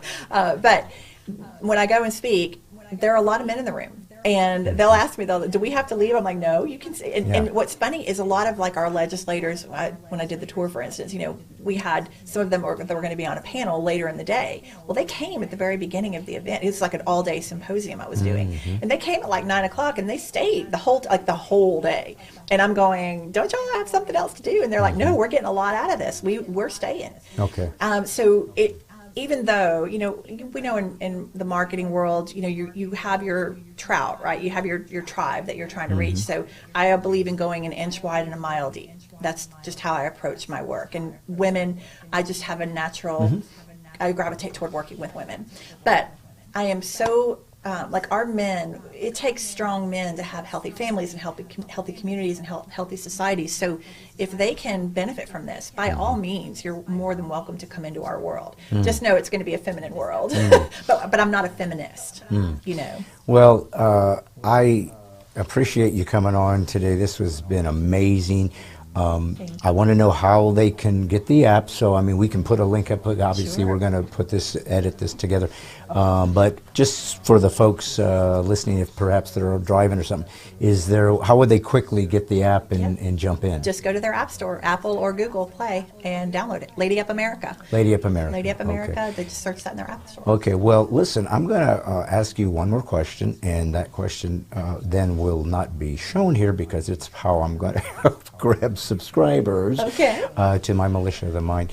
But what I'm trying to do is find a way to be able to grow our battle as American citizens. Again, it's for the regular blue-collar, on their boots on the ground Americans like us who are trying to accomplish this incredible battle that we find ourselves in and these horrible situations that hopefully we believe God will have some mercy on us and can be remedied, and we're certainly going to true for that. But if there was one main problem that you have seen in Americans in general, where that has caused them to fail at being able to best defend this nation and protect it, and what they can do to fix that, what would that be? Their spiritual compass, returning to their spiritual warrior spirit.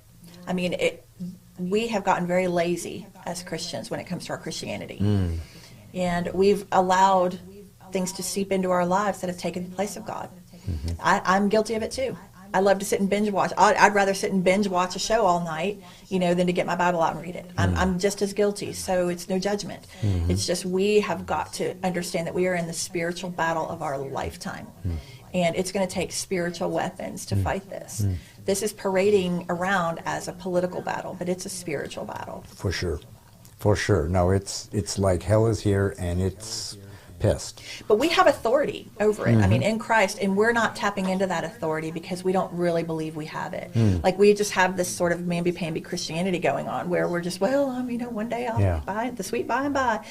We don't tolerate or just get through this world. We are here to take dominion over this world. Right. Jesus gave us. We don't have to go search for peace. He gave it to us. And when we operate from a place of peace and spaciousness in our minds, where we are not so the noise of the anger and fear and all that is not drowning out that peace, we have incredible influence. Yes. And that is attractive to people. It's like a magnet for people. They're drawn to that. So we've got to make and they're looking for an answer. I mean, somebody can actually tell us how to navigate this crazy, because it's crazy. It is crazy, but Christianity needs to be cool again. Yeah. Like we need to show them how Jesus is cool.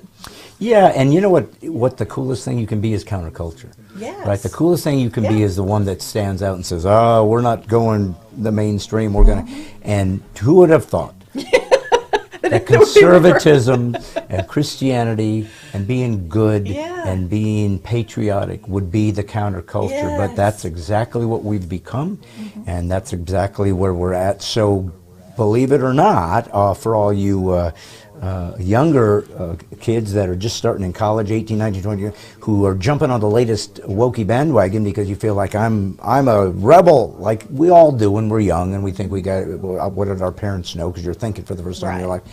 But what you're going to find is that the true rebel is the one who's gone back to standard values and stood. How do I know? Because it's what's most hated. It's what's most being fought against. That's what you want to put your flag on. Hey, what good is it to join a bunch of people that everybody agrees with? There's no risk to say you're homosexual anymore. There's no risk. You're rewarded. There's no risk for a 13-year-old girl to say she's a guy. You're rewarded. And they're tapping into and manipulating this poor girl's pubescence and her angst of trying to figure out how to move into the next phase of her life. And they're mutilating her. And it's evil. And my hope as a militia of the mind is we quickly reach a point where if a doctor is doing this type of thing, surgically destroying people well beyond their adult age where they can do whatever they want, they need to lose their license, and hopefully, if found to be mutilated, go to jail. There has to be a cost from this day forward for doing evil things. And now, if you want to say you're ignorant, not anymore. It's obvious. We have too many detransitioners coming out saying, this destroyed me, help me. And there's no help other than their mental hope to move forward. You know, folks, for those of you who watch all over the world, I don't know why you do, but you do. For the atheists that watch me, and you do, I don't know why, but you do. When I speak of Christianity, you know, it's not about some guy trying to be an evangelist. It's about somebody that are to join our club. It's what is the single most missing piece, I think, to American Christianity, which I always differentiate from that, because Christians in China have a whole different way of living their life than they do here. They sure and do. they accept the persecution if that's necessary. Yes, they're willing. Yeah, well, because they feel like that goes with the thing, which God said it did. Yeah. Christians in America have not had experienced that by His grace, and so it seems like an anomaly to us. But it's kind of what goes with it. I don't like it, and I'm not saying I welcome it, but there is something sacred to it. There is. And there's something that changes you. But the biggest problem, I believe, in the American church is they don't believe Jesus is actually God. Now, that sounds pretty radical, but what do I mean by that? Because if you did, you'd behave like it was true. God says, have faith. You can't get there on your own. But I judge you by your fruit. Is your life different now in your behavior than what you say? Anybody can say anything. But how they live is what's true. And that's what we're trying to discover. So when I talk to you as an atheist or Muslim or anything else and about the Judeo-Christian values of this country, it's because it's true and it works. And I'm offering it to you as truth that will change you and find a balance perhaps that you're looking for. And if you don't want to believe in that way and you live in the United States, thank the Judeo-Christian value that gives you the right to disagree. Other religions don't. So that's what makes it so beautiful. It gives you the freedom to choose to reject God. You're going to meet him one day, but you have a choice. He loves you that much to say, you want to abandon me, so be it. There will be a reckoning day. I don't want you to see that. I want you to go to God and say, I don't belong here. And he said, yeah, you do. Jesus paid that price. That's what we're all shooting for. Remember, political correctness, or PC, is evil. It's a religion. Wokeism is a religion. Leftism is a religion. It's why they're so passionate about it. It's why they're so crazy about it. It's all they have found to give them purpose. And they found a lie. It's a counterfeit. We're trying to bring them back to truth. So, remember, when they say you're politically incorrect, thank them.